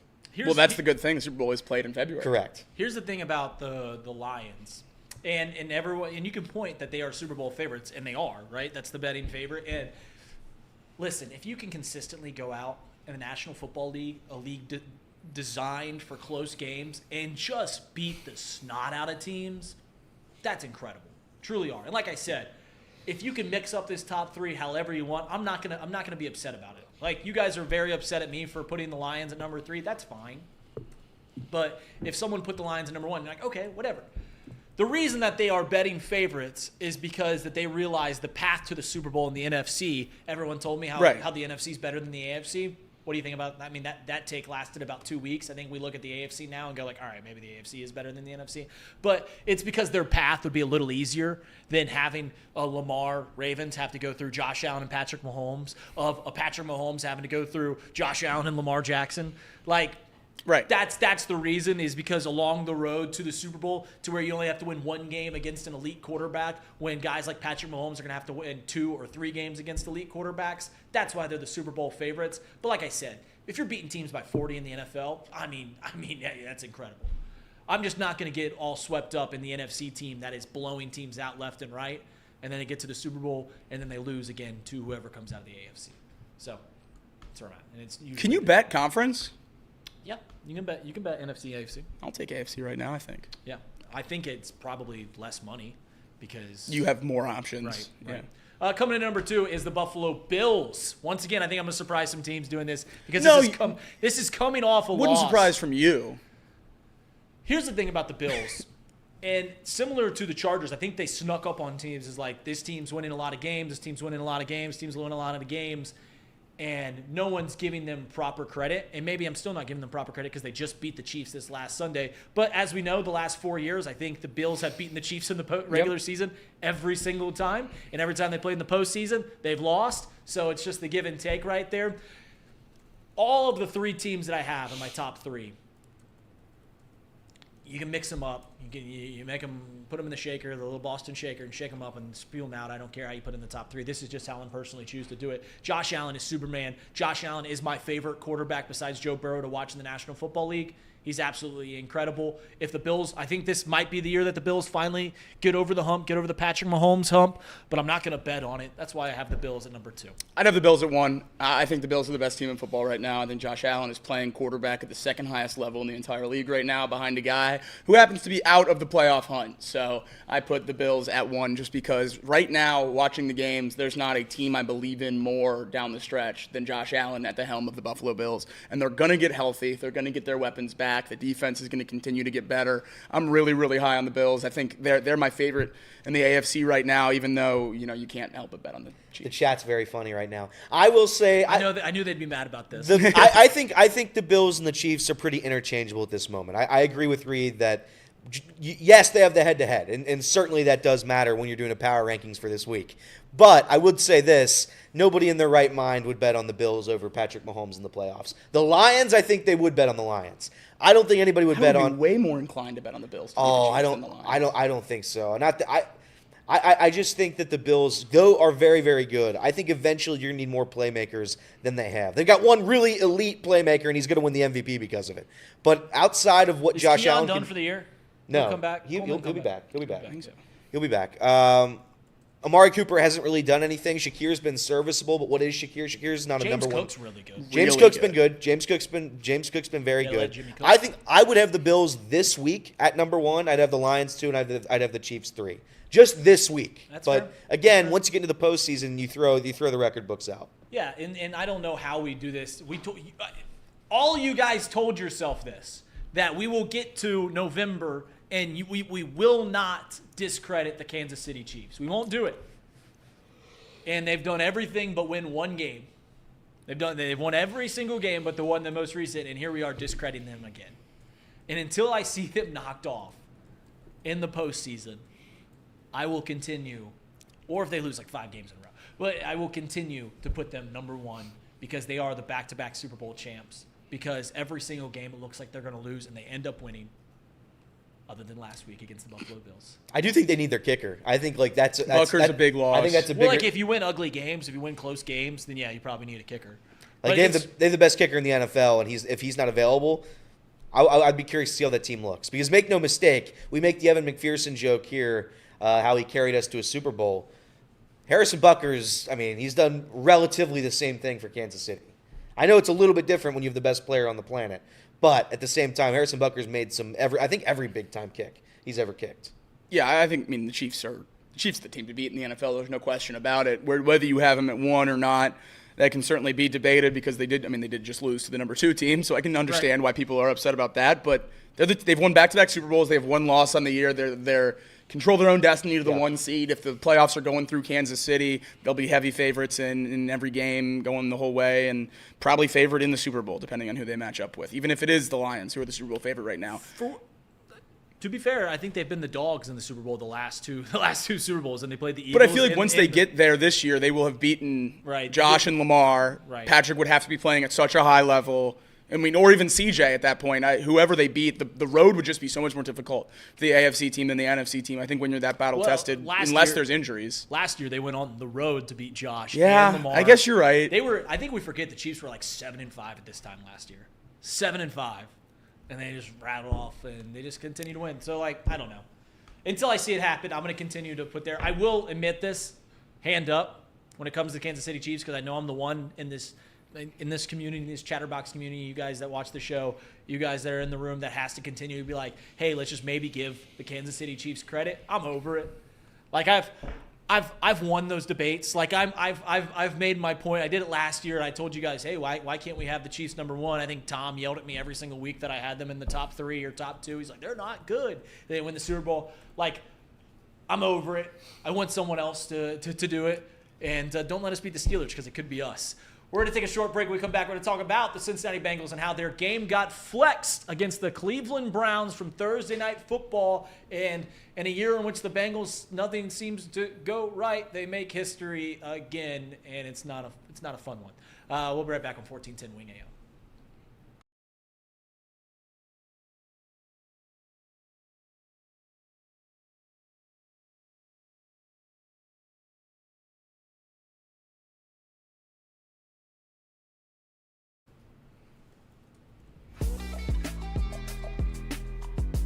Hello, and welcome back to Off the Bench. Reed Mouse filling in for Justin Kinner. I don't know why I let that intro surprise me a little bit, but it did. I always say I only plan 5 segments. Those are the 5 I planned. We got breaking news during the show. Well, it was the title of the show, but it finally broke. I was worried for a second that we were full clickbait headline today. That's all right. Because it made sense. But for the first time in National Football League history, they are moving a Thursday night football game. They're moving us to Sunday at 1, I believe, or are we playing at 4 because that was going to be a West Coast game? The Chargers Broncos game was at 4 o'clock. That is moving into the Thursday night football slot. I believe the Bengals game is now at 1. So who's moving to 4? That's a good question. That's a great question. It would make a lot more sense if we just played at 4. I know that doesn't happen on the East Coast a whole lot. Game will be played at 1 p.m. It does not say who's moving into the 4 o'clock slot, but the Bengals game will be at 1 o'clock. They'll move someone to 4 o'clock. So 3 games. 6 teams are getting their game changed. First time ever Thursday night football has been flexed because travel, hotels, prime time. You're not playing 3 days later. People requested off work and all that different stuff. there's a reason that they never flex Thursday Night Football games, and Well, it I made think a lot of sense. Well, yeah, they never flexed it because like you said, people that bought tickets for the game.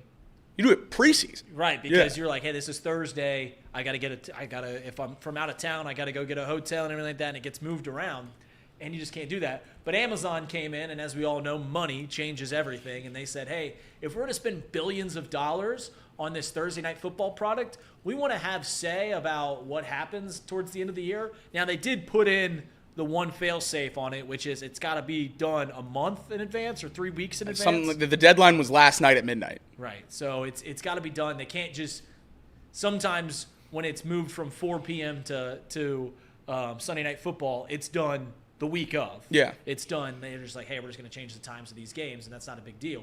But when you're changing quite literally 3 days of the game, and now there's going to be 6 teams changing their schedule around, you got to do it at least a month in advance. But – yeah, I mean, this was a pretty clear change in the fact that the Bengals aren't near where they thought they were going to be, 4-7. The Browns are now 3-8, and they were 2-8 when they made this decision. Made the call, yeah. So this was and now you're getting a AFC West rivalry game, Elliott's Broncos versus my Chargers on Thursday Night Football. Which I mean, even as a Bengals fan, I don't care as a Bengals fan what time we play. I know some people make a what to do about that. Like, if we play on Monday, that's fine. We play Sunday Night Football, that's fine. Thursday Night Football, we're a fun watch. I'll say that about primetime games. We are a fun watch because we score 1 billion points and we give up 1 million points. But I don't care. I think I'd actually rather watch the Broncos-Chargers on Thursday Night Football than our Bengals. So would I. Like, just put us at 1. Do you guys care what time we play? Like, does it matter to you? Like, it matters a little bit, but, like, I don't care. I don't like playing at 4 o'clock. I don't like playing at 4 really? o'clock. I like That's playing, my favorite really way to play. Yeah. Really, I like Sunday night. I like 1 o'clock, and I don't necessarily like Thursday night, but I like Monday night a little bit, I guess. Primetime 4 o'clock, 1 o'clock for me, and it's just because when the Bengals are on, my focus is on the Bengals. I don't care how many TVs I can have in front of me, how many different games I can have on. 95% of the time, I'm watching the Bengals. And as a guy that's in a lot of fantasy leagues and has a lot of bets and likes to watch the rest of the league, playing in the 4 o'clock window with 3 other games or playing in primetime while standalone, getting to watch the rest of the league, that's definitely my favorite. But, I'd rather play at 1 o'clock than on a Thursday night and have to miss champions. Yep, that's right. So, by the way, somebody in the chat asked, the Bearcats play at the same time that day. Oh. Will they move anything? No, they will not, especially because that game is against Grambling State.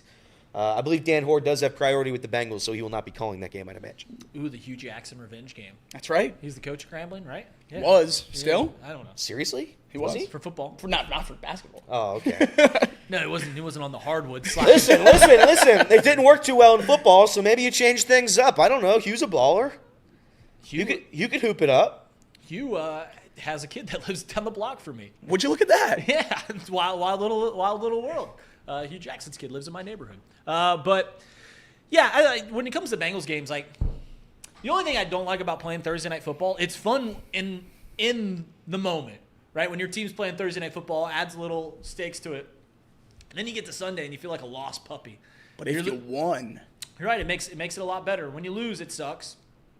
Monday night might be my least favorite because it feels like you're just waiting and waiting and waiting. I like Monday night though because Waiting all day for Monday it's night. quicker to Sunday. Sorry? So Thursday night you have to wait a long time for the next game you play. Usually it would be like a But if Sunday you game. won, you But get if like it's- 10 days of Victory Monday. Yeah, but I like Monday. You win Monday, and then boom, 5 days later you're playing, or 6 I days think later. a win Monday is borderline a waste, especially for us, because you don't get to do the victory on Monday. You only get the Tuesday, right. Wednesday, Thursday, Friday. But I like that. I like Okay. the shortened Okay. victory week. If we, as the Bengals, and don't let us beat the Steelers. You can't. Just do not let us beat the Steelers because I'll do some mental gymnastics in a hurry. Already have. If we beat the Steelers, then week 18's for the division. That's in my brain already. The division is so crazy. For the division, we're gonna get a home playoff game. So already buy those tickets. But if things go the way that they're trending, and the Bengals finish the season 6-11, 7-10, whatever it is. When can we have a serious conversation about the Skyline curse? Yeah. And I say this, hopefully Skyline sponsors this show someday. But the Bengals were, just trending in the greatest trajectory, right? We go to the Super Bowl, we go to the AFC Championship, we sign our quarterback to an extension, highest paid player in NFL history, and then we go like, oh, we're going to leave Gold Star and we're going to go to Skyline. And since then, it's not been good. No. Since then, it's not been good. I think you can date the exact moment in which, like, UC started selling Skyline at the games, and it's around the time that they stopped having serious success as a basketball program. And then you've got the Reds, who I don't know how long they've done it. You got the Muskies, who've never been to a final. There's a curse put on this city, and it's not from a god. It's not from some deity. It is from our style of chili and the name brand that is Skyline Chili. I think if we lose this season, we immediately resort back to Gold Star, at least for the Bengals. Okay. The Reds can stay with Skyline. I don't think they will. I think the contract was signed. I don't know how many years that was, but I imagine they'll be Skyline for life. I still just blame Bo Jackson. Really? I had Yeah. no clue about the Bo Jackson curse, Well, until it was we Pete beat Rose the who Reds. started it. No, the Bengals were cursed by Bo Jackson. Oh, okay. Well, that's a fair curse. If his hip would have stayed together and not exploded on a routine tackle, we would have been all right. That's true. The Cincinnati curse started with Pete, though. There are so many Cincinnati curses. Oh, that's dive? right. Yeah. The past. Oh, man. We're in a bad spot in this city. Bring I back just- Gold Star. Things were trending right. Also, I I saw just your want a Billy. TikTok. I just want a Billy Goat. I want a Billy Goat. What was that guy thinking, by the way? That tavern owner is just like, I want to bring my goat to the game? I don't know. It's a crazy Kinda move. sick. It's a crazy move. We're talking 1945. Like, we had just won our Second World War. And this guy's just like, you know how I'm going to celebrate? Bringing my goat to the game. Yeah. And he's just like, That's baseball. He got upset. He got upset that he couldn't bring a goat to the game. That's something else. Old baseball is It's not the that greatest. But you can bring your dogs now to the ballpark. Bark in the park. So wouldn't you in have the park? Wouldn't you have goat in the park? Goats are big, aren't they? Like, they're. I think you can get a small goat in there. I think there's smaller goats. What were you saying about my tweet? Oh, no, I saw your TikTok asking, in our lifetime, I think you guys did this on the show yesterday, in our lifetime, who is more likely to win a championship? And you guys put it at like 1% to 3%. For the Reds. For the Reds. That's like 60 years. I don't know how long you're planning on living, dog. Baseball's a far different game. I'm getting than it out of here is. when I start That's declining. like 60 years. Baseball's a far different game. I don't think the Reds. You know I don't that. think 3% is 60 low years. enough. Reed, you know The Reds don't have a shot, Reed. Reed, you know baseball's vastly different now than it is 25 years ago. 3%. Football- 3% is grossly misunderstood. I said for the Bengals 50%. I said there's a 50% I shot. think they're. I I think think, that- I still both. think I that's think low. they're both no. in the high 80s. No. I think they're both. in Bengals the have high never 80s. done it. Reed, 60 that's years. outrageous. They've never done it. Yeah, and 50. They haven't even been a team for 60 years. Well, who knows if I'm going to be alive for 60 years? The Reds haven't I'm done giving it 85. The Reds haven't done it since you had to start paying people. So it's That is true. Like it's both haven't happened. The Reds did it 35 years ago. But that wasn't current baseball. That's not baseball, dude. I think. Maybe I'll come down from 80% in the next 60 years. You know 80%'s outrageous. Bengals 80% maybe. How many MLB teams haven't won a World Series in 6 years? The Guardians haven't. The Brewers Again, haven't.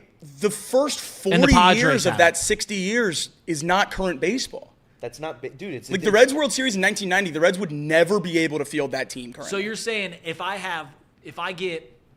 so when you're putting at 3%, I'd have to have 33 lifetimes to guarantee a Reds World Series? Bump it down to 20 lifetimes? So 5%? The Reds will not win a World Series. I don't think I'm so. pretty confident the Reds will not win a World Series in my lifetime. Not in the way that baseball has that's- changed. I'm rooting I think for a How is that playoff silly? series How- win in the unless next they get 5 owners, years. they'd have to get new I'm owners. just New taking owners time. would help. I'm just taking time, brother. Well, hold on. They'd have to get new owners. Hold on. Okay, so in the They will die in our lifetime.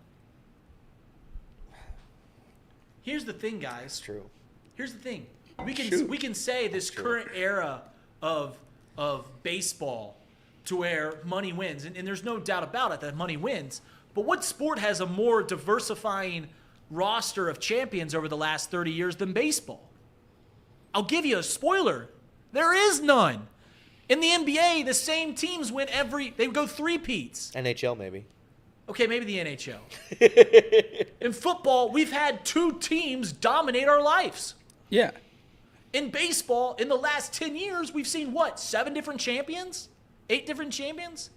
2015 Royals, Cubs, Red Sox. But the Royals are the only one of those Astros, teams that the Reds couldn't even come Nationals. close to modeling their thing after. Dodgers, Braves. Who won last year? Rangers. 8 teams in 10 years. 8 teams in 10 years won. And you're telling me Do you know what the that's the do you know what the common. common What's the denominator? contracts in all those Do you teams? know what the common denominator is? The Reds never sniff those numbers. Because I'll give you a hint. You got to spend money, and the Reds don't do that. I can tell you right now that if the Reds start winning, if they have similar success to where like the Guardians are right now, if they start winning like consistently 90-something games a year, the Reds will be in top 10 in spending. I believe that. What gives you the notion that that's a possibility? That's my question. The only because reason they haven't, that gives you the notion is you haven't seen that. correct. They won't do it. Yeah, well, they no, don't you haven't do seen it. them win They've had 90 games. They've had before. 7 winning seasons Right. since this is the new Where ownership. were they in took over. 2012? Where were they in 2012 in spending? I don't know. They were in the middle of the league. They were middle of the league. 20. They were not top 10 in spending. I didn't think they had been in my lifetime. 2020. They were not top. I'm almost 2012 salary, the Reds are 19th. 2012 MLB team salary payroll. certain.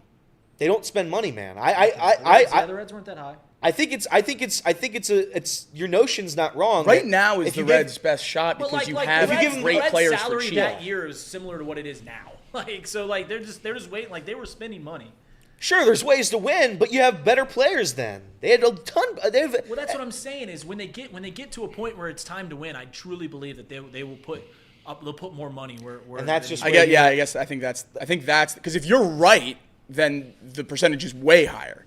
I think where Elliot and I are coming from is that it doesn't matter how many consistent years the Reds are competing for the NL Central or making the playoffs. This ownership's never going to be top 10 in spending. Correct. I don't know. There will not be that push. I just think that you guys are overly pessimistic about how long life is. That is definitely fair. One. Like we are talking 2085. We don't see a Reds championship, and you're saying there's only a 3% chance of that is wildly wrong. I might have been wrong about 80. I think it's like 5. I don't think it's 10%. Reed, those dude. teams don't do that. Of the teams you listed, the 8 different champions in 10 years, only one of them could the Reds even come close to that model. Like it's not possible.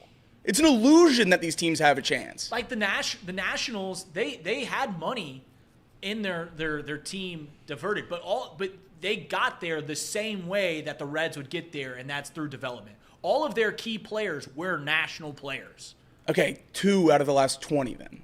2 out of the last 10, because if we do 20 years, I can name more. That small market teams that win? White Sox. Oh, I guess they did go to 05. 5. Yeah, you're right. Cardinals have won a couple. They're not a huge I market. feel like the Cardinals are, They're closer to the Reds than they are the Dodgers. but they're also a well-run organization. Okay, well, I mean, And the Reds if we're- are not. Okay, The Reds aren't a well-run organization. Like- I will give the Reds the benefit of the doubt that they will figure it out at least in one decade over the next 60 years. That'd be nice. That'd be nice. I haven't. I Think don't about know how what quickly- allows you think to about believe how that. How long have you guys been like true? You watch the entire major, like you are conscious of other major league teams. It's been about since 2020, right? 2020. Yeah. So 5 years. Think about how much the league has already changed in that 5-year span. About I thought this team was well run. Now I don't think they're well run. You've watched them for about 15 years. But I think the Reds are and getting teams that are further. no longer well run are well run. Things change very quickly. If In the last 5 years, the We're Reds have gotten talking further 60 from winning a World Series. Years, Correct. my guy. if the Reds start using the Dodgers model, where we're going to pay guys $1 million a year and pay them $85 million in the back end, then yeah, maybe we have a chance. I have a hard time believing that our current ownership group and our front office is going to be able to figure it out. I think there's a chance. That's why I give them a 3% chance. I think the Bengals, and that's why we haven't even discussed the Bengals, because we all know the path to the Super Bowl for the Bengals is so much Relatively easier. easy, yeah. Vastly easier. Yeah, no, there's no doubt. there's No doubt that it's easier for an NFL. Kirby made this point a long time ago. It depends on your city about what it's easier to win. Like it's easier for the Dodgers to win than it is for the Rams and the Chargers. It's easier for the Bengals to win than it is for the Reds. Yeah. Yes, you're right. I'm just saying that the Reds organization, up until now, with the current ownership group, has not shown any signs of life in terms of making a World Series. So what is there to believe that I'm going to get that in the next 60 years? I feel like every 5 to 10 years or so since the Reds last won, it's become less and less likely a small market team wins. Correct. So as we go 60 You're not years into the wrong. future, You're why not wouldn't? wrong. It's getting harder for small. But why wouldn't we expect that trend to continue for the next 60 years? And when we get to the end of this line, it's even harder for a small market team to win. If the Dodgers sign Juan Soto, That would save the Reds' chances. Dodgers signing Juan Soto would jump the Reds' percentage through the roof, because that would start salary conversations about caps and floors. get into ownership and I'll believe you. All right, we'll take a break. We're done with the show. We're done with the show. We'll continue this conversation on YouTube. So if you guys want to join in, if you're listening on the radio, you want to join in, we have a lot of fun. The chat, they started out liking me today. I think they hate me by the end of the show. But such is life. It's something about that chair.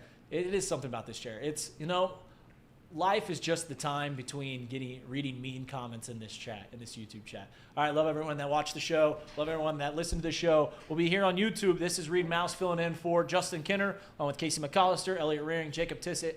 You have listened to Off the Bench, presented by United Dairy Farmers.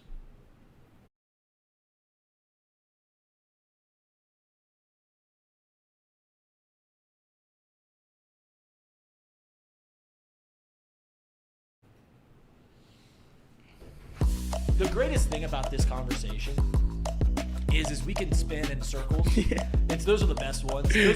Those are where we get the most riled up. Oh, yeah. Here on this channel is we do a carousel where we just spin around and spin around and spin around, and it's over the debates that can't be answered. Right. Like we're just like there's other thing, no like, one that's we both have our opinions. When the Reds win the World Series in 20 years, what are you going to be like? Haha, told ya? We're going to be like, great. Yeah. Right. And it's and it is. I think it's kind of wild that the chat was getting on my case because I thought I was being positive. Why am I the bad? Explain this to me in the chat. Seriously, explain this to me in the chat. Why am I the bad guy for saying that you have a higher than 3% chance to win the whole thing? Because it feels like a bit. It's not a bit. It's serious. I think when I think about this argument, the one thing that is I don't think you realize how much time we're talking. We're not we talk about how miserable our existences have been as sports fans. Most people, everyone in this room has been a sports fan for about 15 years. Seriously, we weren't really caring until we were in high school. So about 15 years at the maximum. And we're like, oh, this is miserable. We're talking 4 more of those. 4 more segments of that. I just don't think we realize, how long that time is. But, once again, I explain to me why I'm the bad guy for saying that the team that I hate, the team that I dislike, is going to win a championship in the next 60 years, and you guys are saying I have to live 33 lifetimes. 3% chance. I'd have 3 times 33 equals 99. That gets to 100%. I'd have to live 33 lives to see one Reds championship. Boy, would I like to live in that reality. I'd like to do 33 life sentences for that. But I just don't believe that. And we can spin in circles. I'm gonna read the chat now to see if anyone can tell me why I'm the bad guy for saying that. I think maybe you guys can allude to me why I'm the bad guy for having you're not faith in you're the not the Cincinnati bad Bengals. You're not guy. the You're bad delusional. guy. You don't watch them. Right. I feel like you are looking through the lens of a fan with a team that is willing to spend and compete. Correct. Which is absolutely correct. Any team that's willing to bolster their roster and fill their holes and get free agents that help the team win has a decently high chance of winning a World Series in any one of their fans' lifetimes. I don't think the Reds fall in that group. I think the Reds fall with the Athletics and the current White Sox and all those teams at the bottom of the league that I don't think have a real chance of winning the World Series in the next 15 to 20 years. And then you do it again, and then you hope you get another Ellie and another Terry Francona, and what are the odds of that happening? I think we've seen 2 chances in our Reds lifetime already, 2012, that era, and then this era now with Ellie. And if you go out of both of those without a ring, what's to tell you that you're going to have a better chance than either of those? If they go playoff winless with Ellie De La Cruz and Terry Francona, and then they proceed to not sign Ellie De La Cruz, there is a 0. I'm changing my percentage to 0. That's a fact. But 0%. You don't 10 years ago, 12 years ago. Nothing has changed. 12 It's years gotten ago, worse. I'm just telling you, things happen quickly. Like, it doesn't feel quickly, but as you get older, it will feel quicker. And the fact that, like, this Elly De La Cruz era of the Reds, it'll come and go. And in 10 years, there will be a whole nother crop of prospects that are in their diapers right now that we will get excited about in this city. Like, it'll happen again. There will be another Elly De La Cruz at some point. Sure, and then when they're really good, you can't pay them, and you can't pay anybody else, and then we're still in the same cycle. And then 10 years down the road, you say the same thing. Have the Reds ever not signed a superstar that they brought up themselves? They're 1 for 1 so far. I'm not ruling it out. They could certainly do it. But let's not be crazy here. It's not out of the realm of possibility. The Reds if you put percentages on it, they've got Hunter Green locked up. If you put percentages on it, I would say there's an 80% chance Ellie's not a Red long term, right? 85%. That I don't.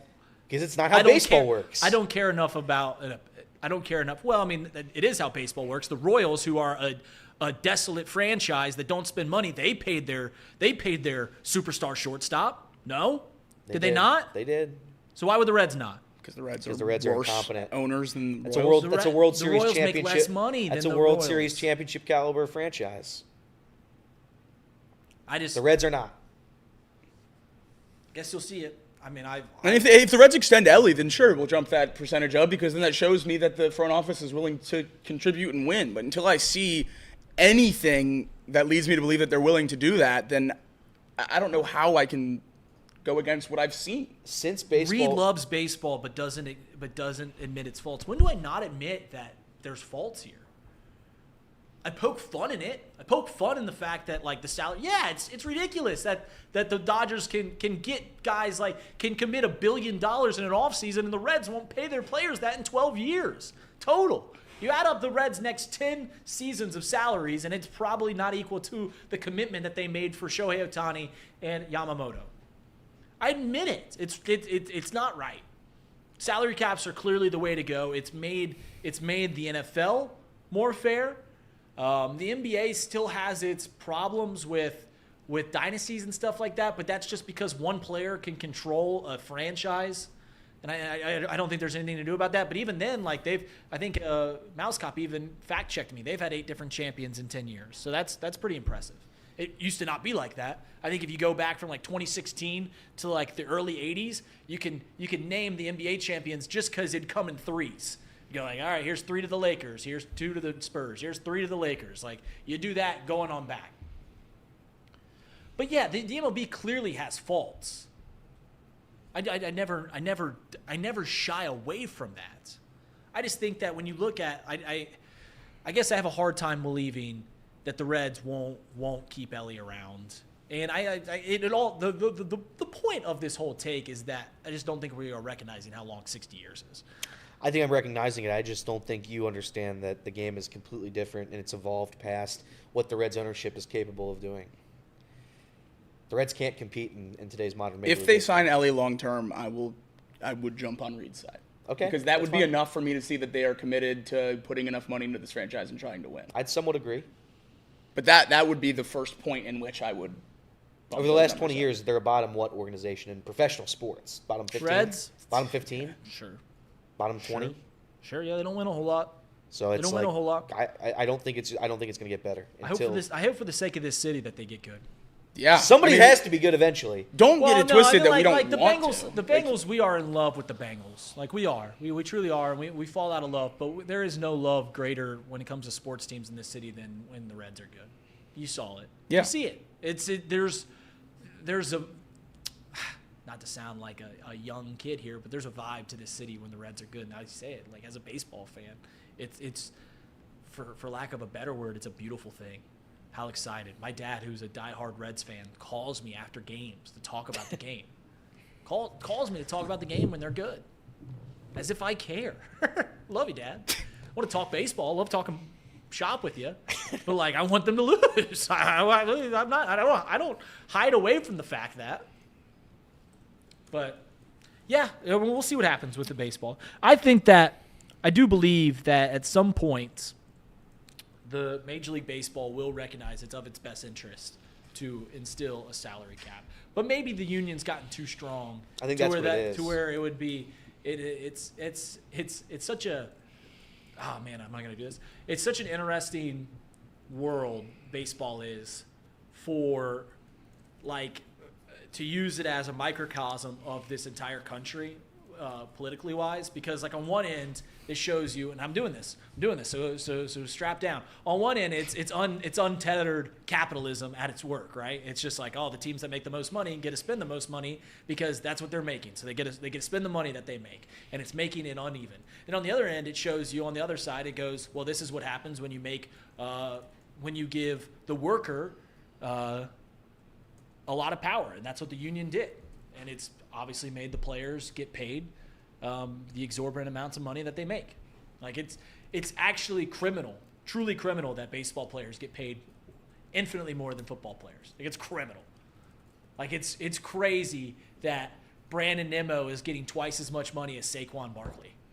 That's crazy. Because Saquon Barkley's worth a lot more money in this country. He's worth a lot more money, but that's just not how it works.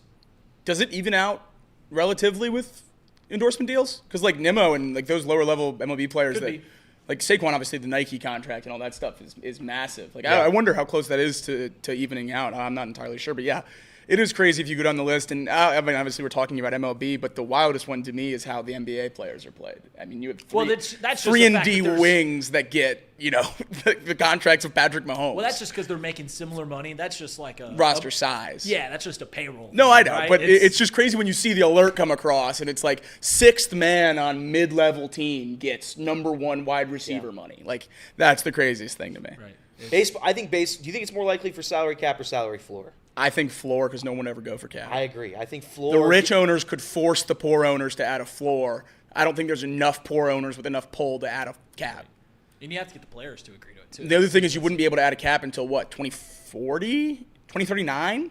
I don't know. Because the contracts. That's above my opinion. The contracts are already out till then. So you wouldn't be able to add a cap with contracts that are already running.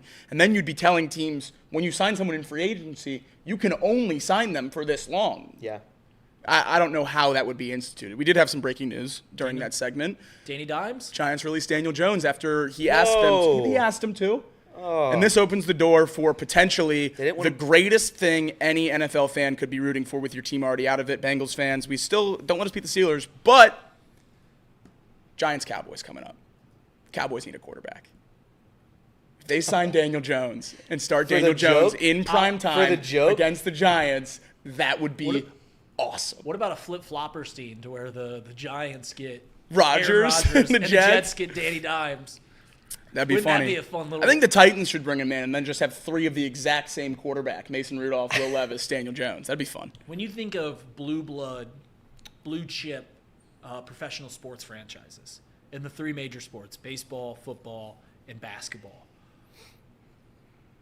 who has done the worst in the last 20 years? Because the Giants have 2 Super Bowls, and they are a blue chip franchise because they've always won. They've got like 6 Super Bowls or whatever it's been. Like, they've always been a winning team, but over like the last decade, they've been abysmal.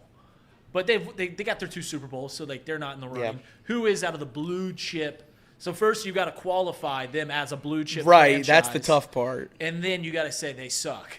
So have fun with that debate. Is it Dallas? It's probably Dallas. It has to be Dallas. But they're always winning. The thing about Dallas, which gets to me, is like they won all those Super Bowls with Aikman and those teams, and Jerry Jones started his tenure off so hot, and I get that, and that's awesome. And they're graded on that scale, which they should be. They're America's team and all that good stuff, and the cap and the money they spend and the stadium. How many NFL teams would kill for the last 30 years of the Dallas Cowboys? A lot. I know you haven't had the playoff success, but they win 10 to 12 games every single year. I will say, yes. It doesn't happen in football. But I will say expectations change that narrative, right? They expect 10 wins. Absolutely. So, like, winning 9 games is, like, nothing to them, right? But I do think a lot of those expectations are on teams that aren't good enough to have that expectation. Sure. And it's just because of the star on the helmet. And now, you have them winning 12 games with an 8-win roster or whatever, and no one thinks it means anything because they lose in the first round. Yeah. Are the 76ers a blue? Chase put them in there. Are they a blue chip franchise? Did they win that many? How many have they won? I don't. Have they won? Do they have any? One. They've won one. Dr. J won one. No. Well, that's not a finals, is it? Now we're doing ABA. He played in the NBA finals. Did he? Was that NBA finals? If they have 3, 55, 67, 83. 83 is their only NBA? only NBA championship then. Julius Erving, Moses Malone, Maurice Cheeks, Andrew Toney. Oh, So love me like some Mo let's Cheeks. qualify who the blue chip Give me organizations Mo are. Cheeks. You want Mo Cheeks? I want Mo Cheeks. Reed, In the you want NFL, Mo who Cheeks? are the blue chips? We'll give the Cowboys. Steelers? Cowboys, Packers, Steelers, Patriots. Patriots wouldn't have been that. But they before. are. They are now. And then the Giants. Giants? are up there. Giants? Yeah.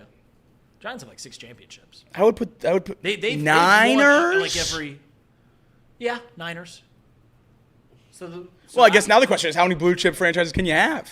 Can you have 6 or 7, or do you have 3 or 4? Yeah, I don't know. What does blue chip mean? Dallas is the worst out of that group. Baseball is San Francisco sneaky, hasn't won anything. right. In baseball, it's the Yankees, the Red Sox, the Dodgers. Is that kind of it? I think so. I mean, unless you want to throw the A's, just the Cardinals are up there. Cardinals are a blue chip team. I mean, the A's have like 15 championships, but it's just wild. They're with the Reds. right. It's wild. So from that group, is it the worst team the Yankees? Surprisingly, yeah. One since 09. Yeah. Yeah. They won 2 this century, 2000 and 2009. But they also they've been to 3 World Series. It's wild. 2 MLB teams playing in minor league stadiums this year. That'll be fun. That Rays situation is wild, man. I don't know what they do about that. Division rival. Yeah, it's- And they're the highest player on your payroll. $15 million for the Yankees to play in Steinbrenner Fields, the most expensive player on the Rays payroll. And you have to walk into your home games through Monument Park and statues of Yankees owners. It's just crazy to me. Good luck to them. That was a dome, too. Was Dome it? built out of paper mache. I mean, are we gonna belittle a dome for getting ripped off in the worst hurricane No. that's made landfall in the United States history? I am. Fair enough. I can't argue it. That is- It did happen. Good domes withstand the test of time. The best the dome. Superdome didn't, right? Well, yeah, the Superdome definitely didn't. Well, I think the winning. I think percentage, every dome. I think the winning percentage against that was like a tougher storm. I don't think it was. I don't think it was either. You don't think it was? No, I think No, this the- was I- the most this is the property most- damage in U.S. history. This is the worst hurricane in U.S. history, and not in death toll or anything. Someone Like will that, need No, to- property damage, I but mean. in property damage. Yeah. Someone will need to fact check me. Dude, it started like floods in like Northern Carolina. Casey, what do you think the most damaging storm of the past 30 years was? Well, I mean, the technology and the resources back when Katrina happened probably was a bigger deal than it was now. But I don't know. Our the- government the just reason really, that our Katrina government was a didn't really bigger help deal out was much because the this- city this it hit hurricane, so. isn't Yeah. necessarily built for flooding. It's underground. Right, it's below sea level, so it's just like A that's city the problem. built into the water flooded. Yeah. That doesn't set you up for success. It'd be like a hurricane hitting Venice, and they're like, "Oh, that really messed up Venice." It's like, yeah, you built your roads are water. You built you built a city on stilts. Venice is literally built on stilts. They put wooden plagues on there, and then they just like piled up on top of these wooden poles. It's kind of wild. There's your history. Travis lesson. You always Bogart get says one. the Mets are a blue blood MLB franchise. They're not. What? They're not. The most iconic thing that happened to the Mets was the Beatles playing in their stadium. They won one. The Miracle Mets. 1-2. That's right. They won 2. The Miracle Mets were in '69 Yeah. behind a plucky reliever known as Nolan Ryan. Plucky reliever. He got paid $6,000 for his services that year. He was the highest paid guy when he left. He got paid like $2 million. He got paid. I looked this up one time. Baseball's a little bit different now, huh? Nolan Ryan got paid more in 1990. Got paid more in 1990 than he got paid for his first, I think, 9 seasons in the MLB. Yeah, Combined. that's insane. And it was like $1 million. Like it wasn't like he's getting $10 million. It was like he got paid $1 million. His salary is like every year he was with the Mets was like $3,600, and a ticket fare on the subway. But Do you have a mortal lock for this weekend? Do you have a bet? Reed Mouse, 13-0. By the way, shout out to all the chat for coming today. Thank you very much. Of course. Thank you very much. We love you all. Shout out to my guy, Ron Larkin. I think he's watching at home right now. Shout out to Ron. I don't give a shout out. Any shout out, Casey? You want to give a shout out to somebody? I'll shout out Casey. You want to shout out Casey? Yeah. Okay. Casey, who you shout out? I'm going to shout out Jacob. Wow. Thank you. Look at that. Who do you want to shout out?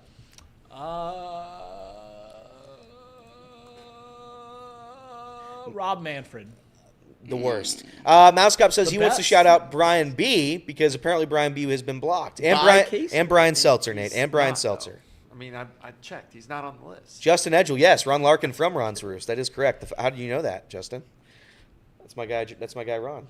I had fun today. The lock of the weekend, and I haven't looked at the system or anything like that, but just based off of my brief history, looking from a mile away at college football, I mean, the Buckeyes have to just be the biggest lock in the world to being 14-point favorites against a team in the top 10. Look, I've said my piece. And on the road too, no? Or is it in Columbus? Oh, it's in Columbus. It's in Columbus. Yeah, My butt will not be on bleachers. I'm so excited. Justin Fields was announced as the guest picker. College Game Day finally using the long list of great Ohio State alumni to pick games instead of Bryce Harper. Didn't even go to Ohio State. Finally, I mean, it's going to be great. Ohio State's going to be rocking. Bryce Harper's wife went to. Yeah, then use her. Bryce Harper and LeBron James are the two most common guest pickers for Ohio State.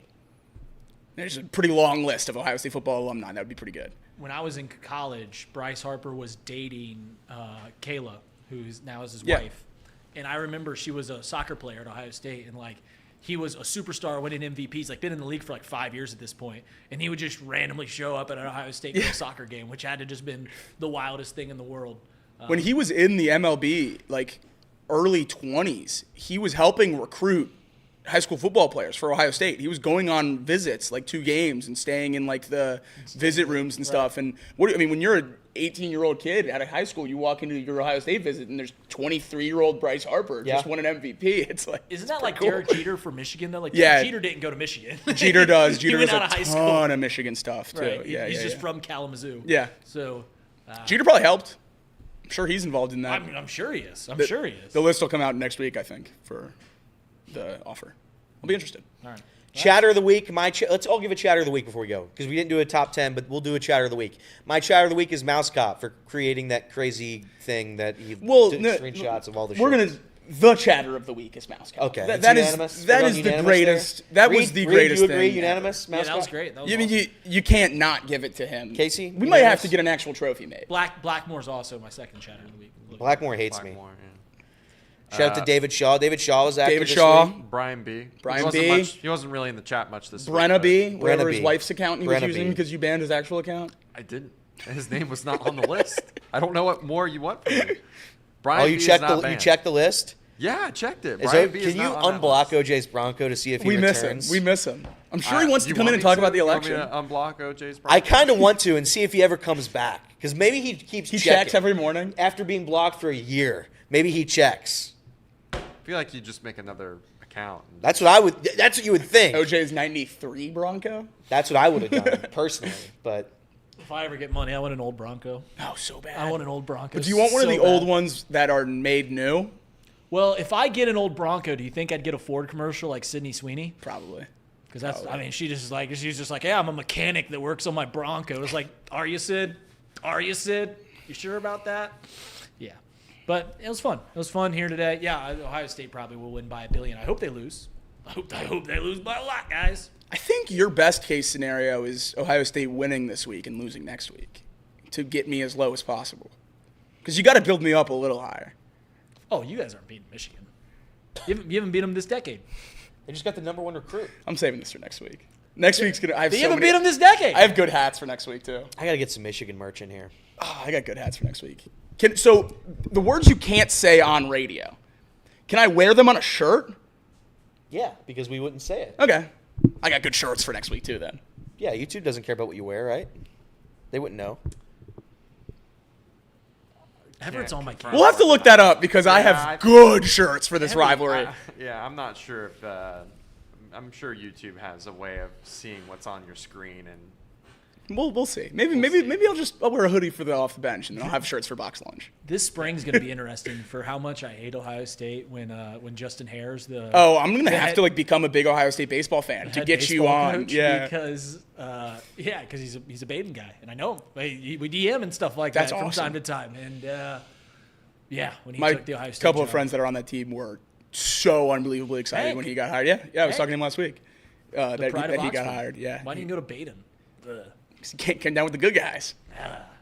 Instead of driving 15 minutes to high school, he's like, I'm going to drive an hour and 10 to go play at St. X for inferior baseball program. All right, that's it. Oh, he was a hooper. Shirt game on Box Lunch today. They want the shirt game. We'll do the shirt game on Box Lunch. Kendrick dropped. What? All All right, we got to get out of here and listen to Kendrick. I also got to figure out what was going outside there. That was distracted as all get out. We're New Box Lunch. Thank you guys. I'll see you guys next time I see you. And go Bengals. Don't let us beat the Steelers.